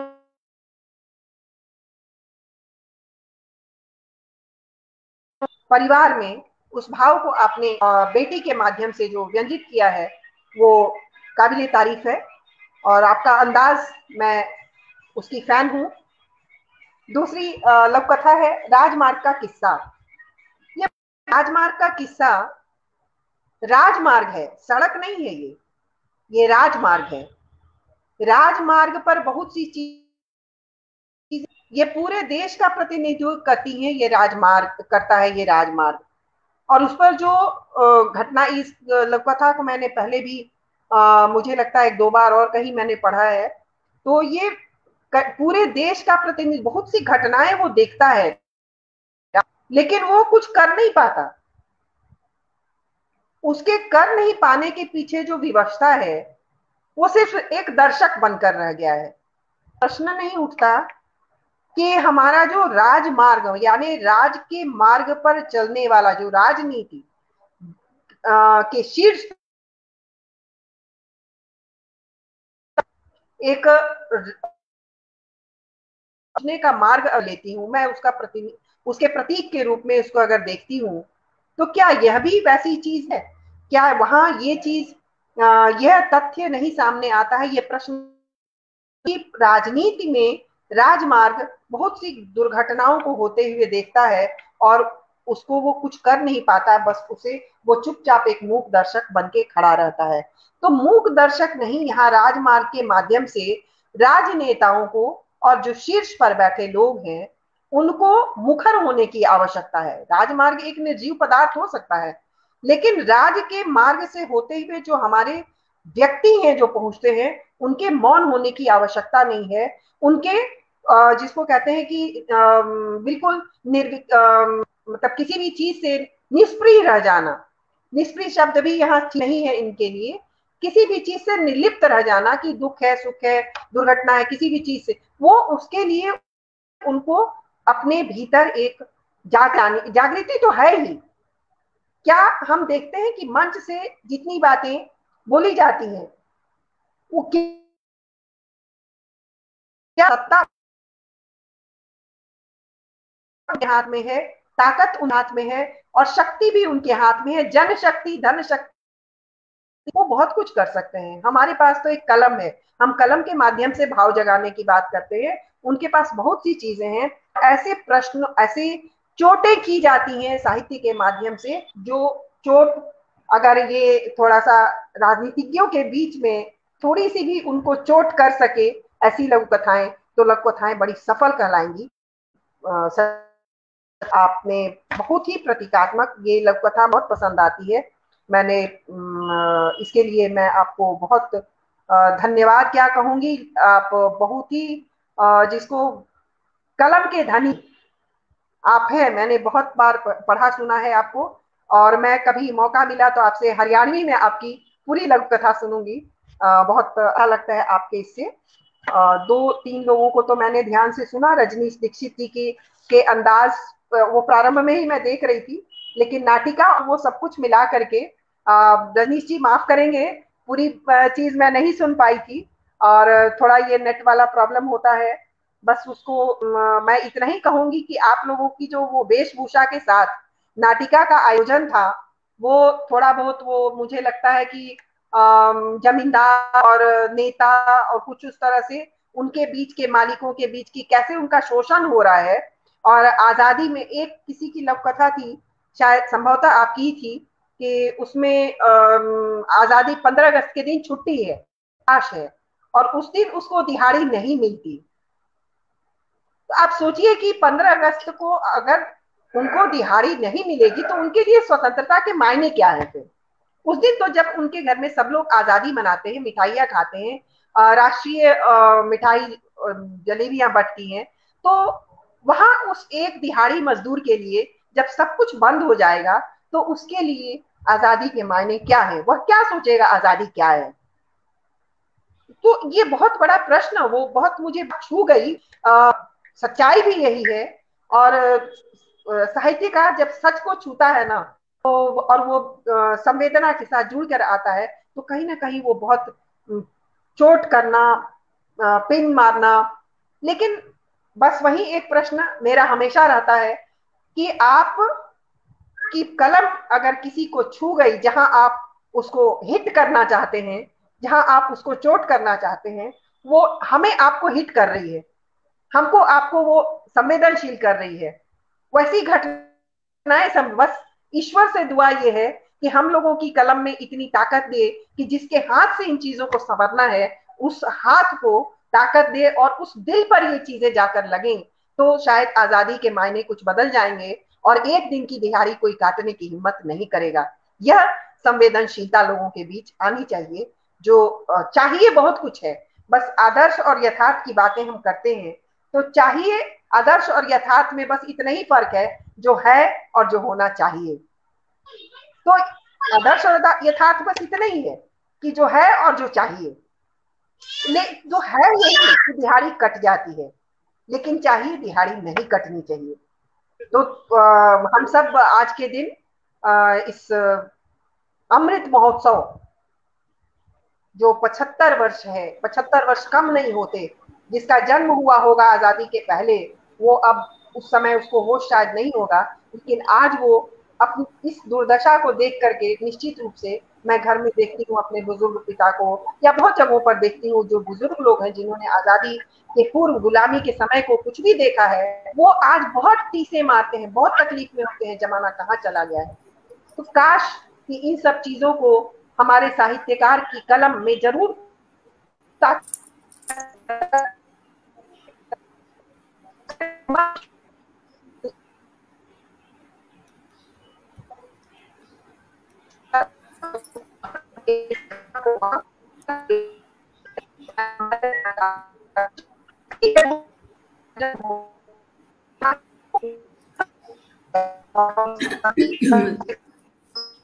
अनीता राकेश जी का नेट आंख में चोली खेलना शुरू कर दिया।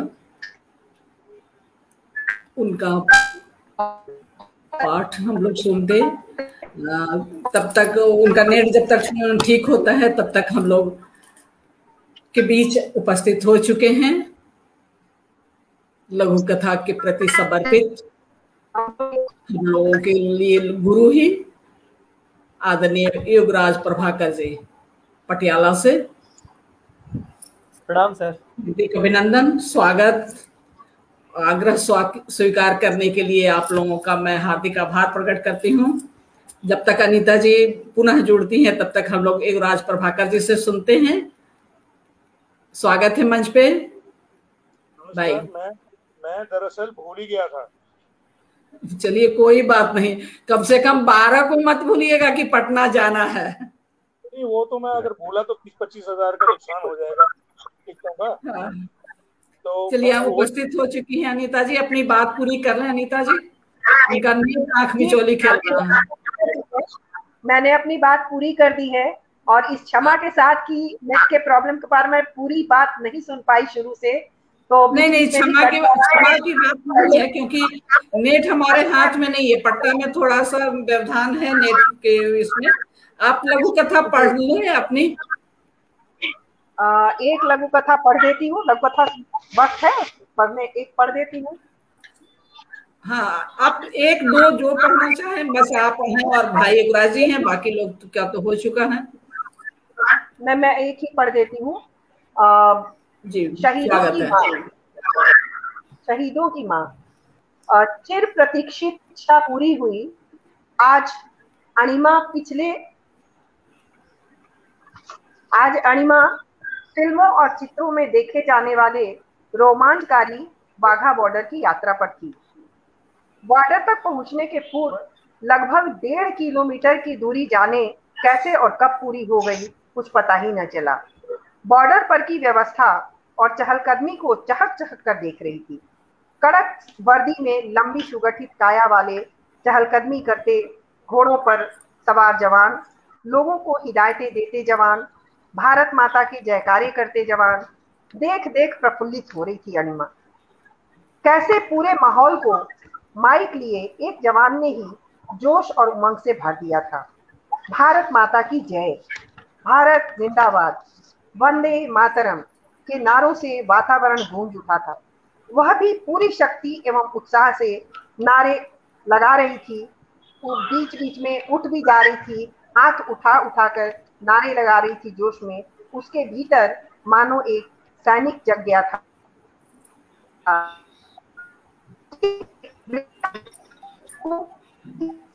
पूरे उत्साह में नन्हा बच्चा जो गोद में था, उसके हाथ उठा उठाकर वह वृद्धा नारे लगवा रही थी। अपनी उमंग में वह बस उस तरफ देख देख खुश हो रही थी।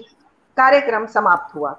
भीड़ से बचने के लिए अणिमा वहीं बैठकर इंतजार करने लगी। अब फुर्सत हुई तो उसने उस वृद्धा से पूछा, आंटी जी, लगता है आप पहली बार आई हैं। नहीं, बस बड़ा अच्छा लगा ना। नहीं बच्चे, मैं तो यहाँ तकरीबन रोज आती हूँ इन बच्चों के साथ। अणिमा चौंक उठी। इन बच्चों के साथ? इन बच्चों को सेना में भेजना है क्या? उन्होंने कहा, हाँ भेजना है। सभी को सेना में भेजेंगी? उसने पूछा, क्यों, आपको डर नहीं लगता? डर? वृद्धा के चेहरे पर मुस्कान थी। उसने कहा, हम तो सैनिक ही पैदा करते हैं बच्चे। मेरे पति, 2 बेटे सब शहीद हो गए हैं। उन्हीं बेटों के बच्चे हैं ये, और ये भी सेना में अपनी मर्जी से ही जाएंगे। मैं शहीदों की माँ हूँ बाबू, डर कैसा? तभी एक जवान आता है, माताजी चलें, भीड़ कम हो गई है। वृद्धा बच्चों के साथ चली गई। यथार्थ का ऐसा सामना, वृद्धा का चेहरा और उसके शब्द मानो समंदर बन गए, और अणिमा उसी में डूब रही थी, उतरा रही थी, गोते लगा रही थी। बहुत बहुत धन्यवाद। बहुत बढ़िया लगा था, बहुत अच्छी लगा। चलिए, और युवराज जी को देखकर मैं अपने को जी क्या बोल रहे हैं? मेरे जो मित्र हैं ये भी ध्यान करें, सुरेश और आप भी इसके ऊपर वॉल्यूम। मेरी आवाज सर आवाज सही से नहीं आ रही आपकी। हाँ अब आएगी, आप बोले। हाँ मैं ये बोल रहा हूँ कि इस लघु कथा में एक ऐसी बात है, मैं सभी से बोलना चाहूंगा, सतविंदर से, चंद्रेश से, रजनी जी से और आपसे भी। देखिए, हम लोग अक्सर एक बहुत बड़ी गलती कर जाते हैं। अनीता जी ने अपनी लघु कथा में लिखा, मैं बोला वाघा बॉर्डर, यही बोला जी आपने। ये वाघा बॉर्डर नहीं है, इसको इसको ध्यान करिए सभी लोग, इसके ऊपर बड़ा ध्यान से सुनिए। ये वाघा बॉर्डर नहीं है। वाघा बॉर्डर जो पाकिस्तान वाला वाघा बॉर्डर है जो उधर है, ये जो बॉर्डर है ये अटारी बॉर्डर है। देखिए, ये अटारी वाघा से कोई अंतर नहीं पड़ता। अंतर किस चीज से पड़ता, सुनिए आप। ये जो अटारी शब्द है ना, ये कहाँ से बना है? एक बहुत बड़े सिख वॉरियर हुए हैं, योद्धा हुए हैं, श्याम सिंह अटारी, ये उनके नाम से है अटारी बॉर्डर। तो प्लीज आप जब भी कभी इसके बारे में बात करें तो वाघा बॉर्डर मत बोलिए, ना लिखिए, इसको अटारी बॉर्डर लिखिए। वाघा बॉर्डर जो है वो पाकिस्तान की साइड वाला है। शुक्रिया।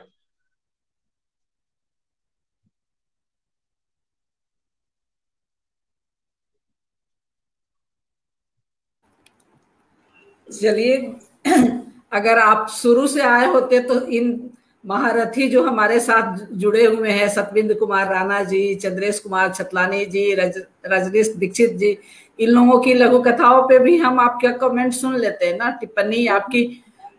मैं आज सुबह 5 बजे से उस किताब पे लगा हुआ हूँ, लघु कथा बहस के चौराहे पर, सुबह 5 बजे से। जी, मुझे पता है उसको पूरा करना है और उसको प्रकाशन में देना है, लेकिन हमारे पास 75वीं वर्षगांठ तो अभी ही थी, 75वां दिवस, उसके लिए भी तो अभी समय तो थोड़ा सा आपके लिए अल्प विराम हो गया, थोड़ा सुस्ता लें, फिर आप रात में काम कर लेंगे और अपनी बात रखें। आपका हार्दिक अभिनंदन और स्वागत मंच पे। मेरे में बहुत ऊर्जा है, आप चिंता मत करें, मैं थकता नहीं हूँ। जी, आगे बोलिए। ये देखिए जी, क्या बोले। क्या बात है, ये करो। आपकी ऊर्जा तो आपके पीछे है। हाँ बिल्कुल बिल्कुल बिल्कुल। तो इसीलिए ना मुझे समय का ध्यान नहीं रहा, जब मैंने देखा तो 6 बज चुके थे। कोई बात नहीं, आप जब आए तभी हम लोगों के लिए ये हर्ष और गर्व की बात है कि आप हमारे बीच उपस्थित हैं और अपनी बात रखेंगे, हम आपको सुनेंगे, आप बोले। आप जारी रखिए, आप जारी रखिए, प्रोग्राम जारी रखिए। सबका खत्म, बस आप बोलिएगा। तो मेरे तो बोलने के लिए आपने कुछ छोड़ा ही नहीं। गलती तो मेरी है वैसे, ये गलती मेरी है ये वैसे। तो आज़ादी की बारे में रचनाएं आपने पढ़ी होंगी, मैंने आपने कुछ बताया भी था, कुछ रचनाओं का मंचन भी था। आपने मंचन देखा? आपको मैं वीडियो भेजी हूँ। आप वीडियो मुझे भेजिए। तो भेज दिए हैं, उस दिन में ही भेज दिए थे। जी जी जी जी जी जी, बहुत बहुत अच्छी बात है जी, मैं देखूंगा। और भाई मैंने इस प्रोग्राम को बहुत बुरी तरह से मिस किया, ये मेरी गलती नहीं, मिस करने की बात नहीं है, इसका तो वीडियो है, मैं वीडियो भेज दूंगी, आप पूरा देख लेंगे। अभी आपको हम लोग सुनेंगे, आप लघु कथा पर बोलें, अपनी लघु कथा पढ़ें, रवि प्रभाकर जी को याद करें। रवि प्रभाकर की लघु कथा हमें एक पढ़नी है, अंत में मैं पढ़ूंगी, आप तब तक आप पहले बोल लें। देखिए ऐसा है, राजेंद्र पुरोहित को पढ़ना था, लगता है राजेंद्र पुरोहित किसी वजह से उपस्थित नहीं हो सका। तो आपने जितने चंद्रेश छतनाली जी की लघु कथा भेजी थी, तो उनको मैंने कहा कि आप खुद आके पढ़ें, आपका मंचन हो, इससे अच्छा है कि आप उपस्थिति दें। चलिए हम लोग सुनते हैं युवराज प्रभाकर जी को। स्वागत है भाई। 1 मिनट दीजिए। ये जो किताब बनी हुई ना, पोती उसके ऊपर हाथ मार रही है, तो हिंदी से पंजाबी में ट्रांसलेट कर देगी उसको। देखिए, इतना बड़ा प्रोग्राम हो चुका, मेरे कहने के लिए तो बचा कुछ नहीं है, लेकिन आपका आदेश है तो मैं 2-4 बातें आपसे। आदेश नहीं भाई, अनुरोध, और आपके लिए कहने के लिए नहीं हो, आप तो अभी से बोलेंगे तो सुबह हो जाएगी, इसलिए ये नहीं कहें कि आपके पास कहने के लिए नहीं है। नहीं, ऐसा है कि मैं सुबह तक बोल सकता हूँ, लेकिन मेरी किताब पेंडिंग, क्योंकि किताब मुझे कुछ बोले, थोड़ा बोले, वहां पे उसका विमोचन होना ही होना है। मैं ना ये अपनी जो किताब है पुष्करणा जी वाली लघु कथा बहस के चौराहे पर, चंद्रेश जी, बहुत इंपॉर्टेंट किताब है ये, बेहद जरूरी किताब है हर लघु कथा प्रेमी के लिए, वो हर उस आदमी के लिए, हर उस व्यक्ति के लिए जिसको लघु कथा से प्यार है। उसमें सबसे विशेष बात क्या है कि उसमें 52-53 आलेख है 1983 के, 17 और 21 39 साल पुरानी किताब, उसको 40 साल किताब को होने वाले। उस जमाने में कैसे संकलन हुआ होगा, आश्चर्य लगता है। मैं तो खुद हैरान हो रहा हूँ कि 350 सफ़े की किताब जो उस समय में निकालना मैनुअल प्रेस पे, तो बहरहाल मेरे को किताब ना मिली थी। मैंने उस किताब के बारे में चंद्रेश भाई सुन रखा था, लेकिन पढ़ी नहीं थी मैंने। उसको पढ़ने की बहुत इच्छा थी, तो उसकी कॉपी मुझे फिर पुष्करना जी ने भिजवाई। अब उस कॉपी की हालत ऐसी थी कि अगर उसको आप हाथ लगाओ तो एक पेज के 15-15 टुकड़े होते, इतनी जीर्ण शीर्ण अवस्था में थी। तो तब मुझे लगा कि ये किताब जो है ना, ये लोगों के पास पहुंचनी चाहिए। तो वहीं से इसका काम शुरू हो गया था। तकरीबन इस बात को 1 साल हो गया होगा, पिछले लॉकडाउन से इस पर काम चल रहा था। चलिए, भगवान ने बीच में थोड़ी प्रॉब्लम भी दी और अब थोड़ा ठीक है, तो किताब जो है तैयारी पे है। अब उसकी सिर्फ छपाई होनी बाकी है। उस किताब में सबसे अहम बात क्या है, वो बात ज़रूरी भी है और मेरे लिए वो पेनफुल भी है। मुझे बहुत कचोटती है वो चीज़ें।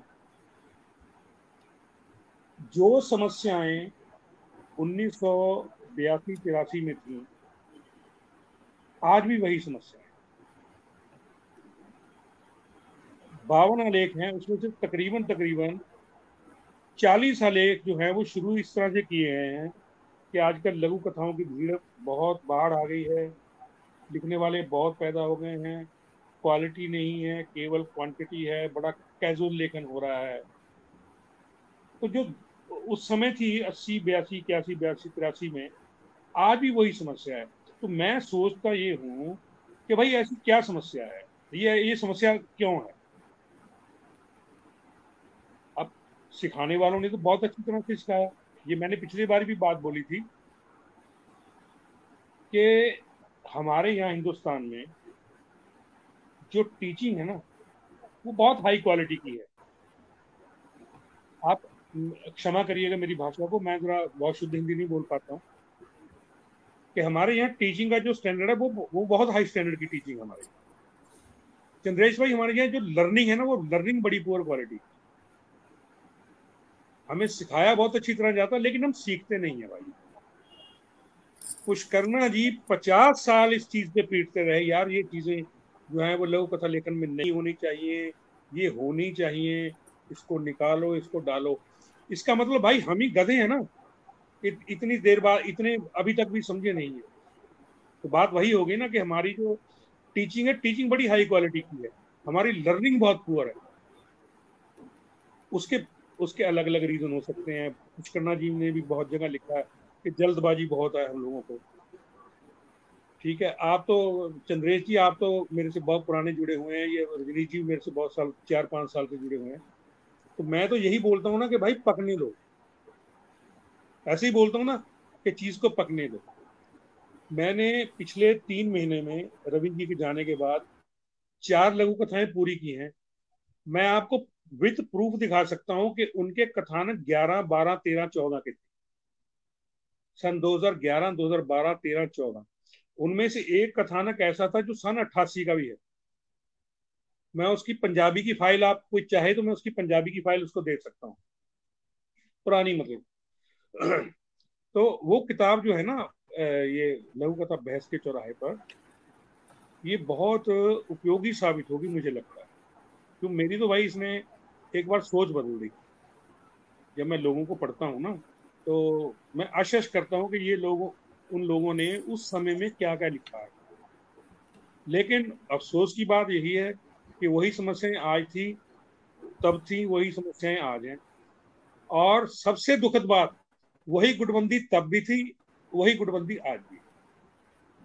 हर आदमी ने मठाधीशी शब्द इस्तेमाल किया, गुटबंदी शब्द यूज किया।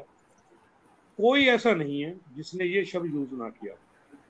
आचार्य जानकी वल्लभ शास्त्री जी हों, पुष्करना जी हों, इवन कोई मुझे एक नाम नहीं याद आ रहा, बहुत महत्वपूर्ण नाम है, मतलब हर एक बंदे ने यही बातें की।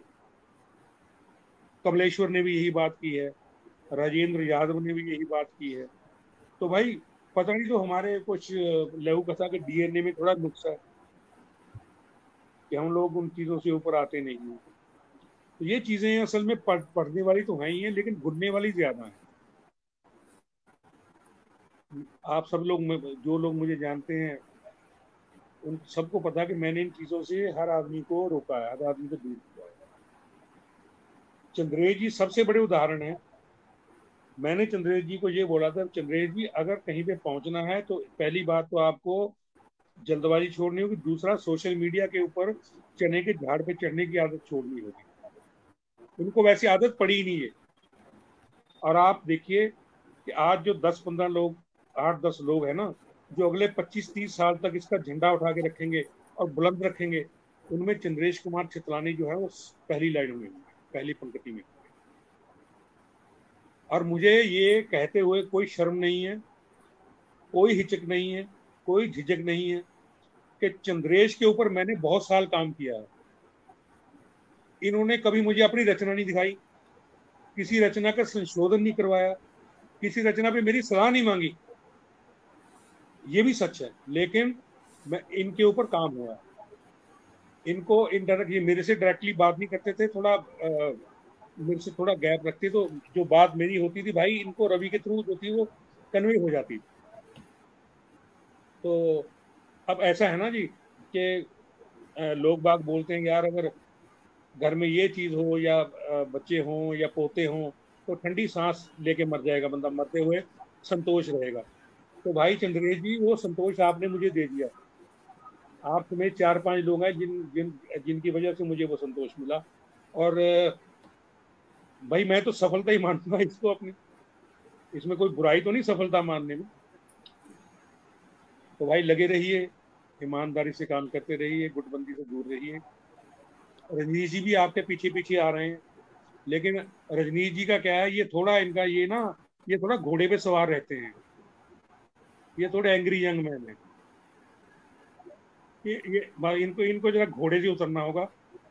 घोड़े पे सवार 2-3 लोग हैं जो घोड़े पे बहुत सवार रहते हैं, मतलब भाई इनको छेड़ो मत भाई, इनसे डर के रहो, क्योंकि इनका घोड़ा आगे से भी दुलहती मारता है, पीछे से भी दुलहती मारता है, तीसरी दुलहती की आप खुद मारते हैं। तो भाई साहब, चंद्रेश जी को अपना आदर्श बनाइए। मैंने भी इनको अपना आदर्श बनाया हुआ है, तो आप भी बहुत आगे जाएंगे और लघु कथा भी बहुत आगे जाएगी। बहुत बहुत शुक्रिया विभा जी, मेरा इंतजार करने के लिए और मुझे समय देने के लिए बहुत बहुत शुक्रिया। Thank you very much. बस हो गया आपकी लघु कथा? मेरी लघु कथा है, अब मुझे नहीं, एक तो सुनेंगे ना, नहीं एक तो सुनेंगे ना, फिर आपको समय देना होगा 2-3 मिनट का। ऐसा कैसे होगा भाई? आप एक तो सुनाइए। मैं अभी मेरे को दे एक मिनट। अतिथियों को बुलाने का मुख्य उद्देश्य वो होता है कि उनकी रचनाओं से हम लोग जो कच्ची कलम है, जो टेढ़ी मेढ़ी पगडंडियों पे अभी चल रही है लेख मंजूषा के सदस्यों को, उनको उदाहरण मिले। तो उदाहरण के लिए आपकी एक रचना तो सामने आनी चाहिए ना। और इस कार्यक्रम का सार्थकता तो है कि राज प्रभाकर जी की एक रचना पढ़ी गई। मैं कंप्यूटर में ढूंढता हूँ, मिली तो मैं जरूर सुनाऊंगा। अभी जब तक आप ढूंढिए तब तक मैं रवि प्रभाकर जी की रचना जो पढ़ी लेकिन आप बिना पढ़े जाएंगे। ठीक है।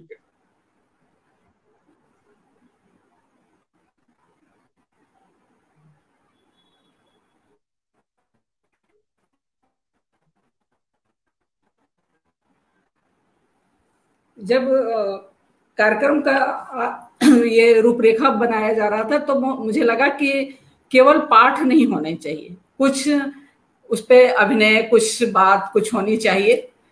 कार्यक्रम की सार्थकता तभी है। हो सकती है कि मैं लघु कथा के साथ उतना न्याय नहीं कर पाती हूँ, लेकिन कार्यक्रम के लिए मुझे लगता है कि आज मेरी जो कोशिश थी वो कामयाब रही। और आप लोग आए, इसके लिए मैं आप लोगों का करती हूँ। और चयनित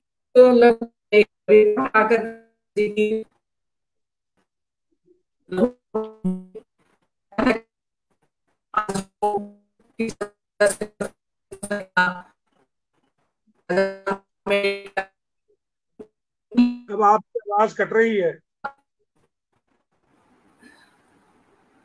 नेट थोड़ा भाई आज पटना में नेट धोखा दे रहा है। तो शीर्षक है आजादी, लेखक हैं हमारे अनुज, लघु कथाकार के लिए समर्पित, किसी के लिए अनजाना नाम नहीं, सभी परिचित, रवि प्रभाकर। लघु कथा कुछ यूं है। शताब्दियों के इंतजार और असंख्य माओं की गोद सुनी होने, अनगिनत सुहागिनों से इंद्रधनुष रूठने और न जाने कितने बिना ईद के रोजों के बाद अंततः वह आ ही गई। भाद्रपद की कृष्ण पक्ष की अंधेरी रात में उसके स्वागत में मानो शशि रवि स्यों जमीन पर उतर आए थे। शुभ्र वस्त्रधारी, जिनके चमचमाते जूतों पर शायद ही कभी मिट्टी का कण लगा होता, वे ढोल ताशों की आकाश छूती आवाजों के साथ उसे पालकी में बिठाकर जुलूस की शक्ल में झूमते नाचते जो ही चौराहे तक पहुंचे तो अनायास उनकी नजर बाईं तरफ गई। गहन अंधकार में अनंत काल से बाट जो रही असंख्य सुखी आंखों के आशाओं के दीपकों में दिवाली ही हो गई।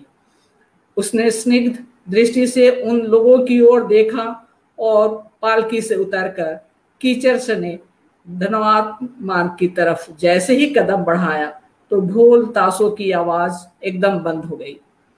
वातावरण में एक खौफनाक सी निर्भरता पसर गई। यह क्या, आप किधर जा रही हो? एक शुभ वस्त्रधारी के माथे पर सिलवटे उभरी। किधर? भाई, जिन लोगों ने सदियों से तप किया, जिनके असीम ताप में तप कर मैं यहाँ आई, अपने उन्हीं चाहने वालों के बीच जा रही हूँ, वह हर्ष मिश्रित पर दृढ़ स्वर में बोली। उसके इरादे भांपकर करबद्ध बुजुर्ग सफेद पोश आगे बढ़ा और अंधकार में खड़े लोगों को संबोधित करते हुए विनम्र स्वर में बोला, भाइयों और बहनों, आज का शुभ दिन आप लोगों की कुर्बानियों का ही फल है और इस पर आप लोगों का ही अधिकार है, परंतु मेरा एक निवेदन है। वह गला खंखारते पुनः बोला, यह आज ही आई हैं, आप लोग तो जानते ही हो कि आपकी तरफ अंधेरा बहुत घना है। आज रात हमें इनकी सेवा का अवसर प्रदान करें। दोपहर की ही तो बात है, सुबह जैसे ही रोशनी की पहली किरण फूटेगी हम स्वयं इन्हें आप लोगों को सौंप जाएंगे। तब तक आप इनके स्वागत की तैयारियां करें। उन लोगों ने सहमति में सिर हिलाया और आशा भरे नैनों से उसकी ओर देखा। उनकी आंखों में मुख सहमति को पढ़कर वह अनमने पालकी की तरफ बढ़ने लगी। सफेद पोश के माथे की सिलवटें सपाट हो गई और होठों पर कुटिल मुस्कान फैल गई। उसने अपने शुभ्र वस्त्रधारी साथियों को संकेत किया। ढोल ताशे मदमस्त हाथियों की तरह चिघाड़ने लगे। उसके पुनः पालकी में बैठते ही शुभ्र वस्त्रधारी उज्जवल पक्की सड़क के रास्ते रोशन इमारतों की तरफ बढ़ गए और वह सभी लोग आज भी अंधेरा मिटने और रोशनी होने का इंतजार ही कर रहे हैं। ये लघु कथा थी आजादी, आदरणीय रवि प्रभाकर। मैं स्वर्गीय किसी में नहीं लगाती, साहित्यकार में खास करके, क्योंकि वो अपनी लेखनी से मुझे लगता है कि हमारे बीच आज भी हैं। मैं भाई पुष्करना जी के भी नाम में स्वर्गीय नहीं, रवि प्रभाकर के नाम में भी स्वर्गीय नहीं, और जो लोग लगा रहे हैं स्वर्गीय, मैं उनसे अनुरोध करूंगी कम से कम हम क्या प्रेमचंद के नामों के आगे स्वर्गीय लगाते हैं? नहीं लगाते हैं। कहीं भी चर्चा करते हैं अगर किसी वरिष्ठ साहित्यकार का, तो हम स्वर्गीय कहाँ लगाते हैं? वो लेखनी से अगर हमारे बीच, जब हमारे वरिष्ठ थे तो जो आज हमारे बीच हमारे अपने जा रहे हैं, वो भी तो अपनी लेखनी से हमारे बीच है। मैं उन्हें नमन करती हूँ, मैं उन्हें याद करती हूँ, वो तो हर पल हमारे बीच हैं। तो स्वर्गीय नहीं लगाने की कृपया मैं अनुरोध करूंगी, जो लोग भी टिप्पणी कर रहे हैं उनमें, कि कृपया स्वर्गीय ना लगाएं, खास करके जब जहां पे मेरी उपस्थिति हो, कम से कम वहां सावधानी बचे। मुझे ज्यादा दुख होता है, मैं बता नहीं सकती, फिर भी मैं अगर गलत हूं तो भाई युवराज प्रभाकर जी मेरी गलतियों को। बिल्कुल ठीक है, बिल्कुल ठीक है। मैं एक लघु कथा का पाठ करूं, आज्ञा है मुझे?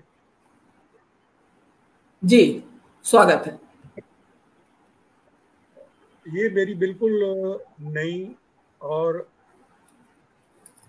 अप्रकाशित रचना है, जो मैं आज पहली बार पढ़ रहा हूँ। ये हमारा सौभाग्य है, लेख मंजूषा का मंच गर्वित यूं ही हो रही थी, लेकिन आज तो और गर्व की बात है, आप पाठ करें।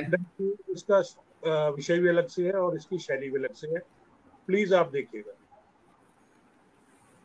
सस्ते से होटल का एक छोटा सा कमरा, बंद बत्ती जली, कमरे में एक अधेड़ मर्द, उम्र 50 के आसपास, एक जवान लड़की, उम्र संभवतः 20 से अधिक नहीं। मर्द के ऊपरी भाग पर कोई कपड़ा नहीं और लड़की का निचला भाग वस्त्र।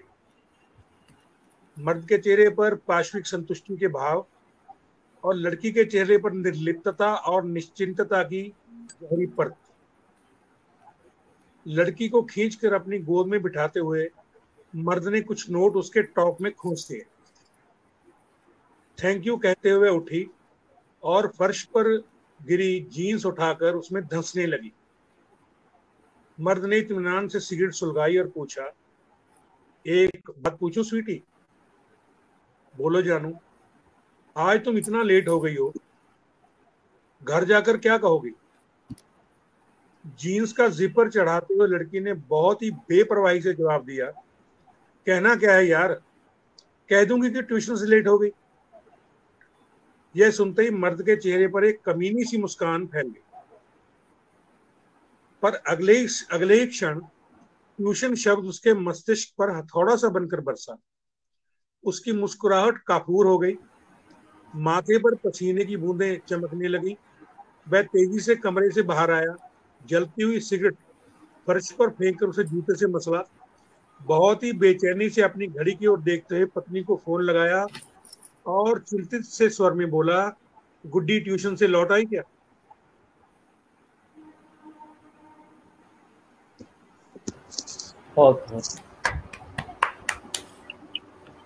इस लघु कथा का शीर्षक था आहट। आहट।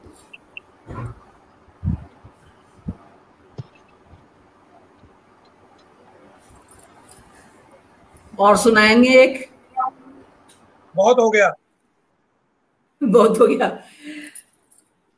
मंच आज गर्वित है आप लोगों को अपने बीच में पाकर, और मैं आप लोगों को विदा तो नहीं कहना चाहती, आप लोगों के प्रति हार्दिक आभार प्रकट करती हूँ और पुनः आप लोगों के साथ मंच साझा करने की उम्मीद लिए हुए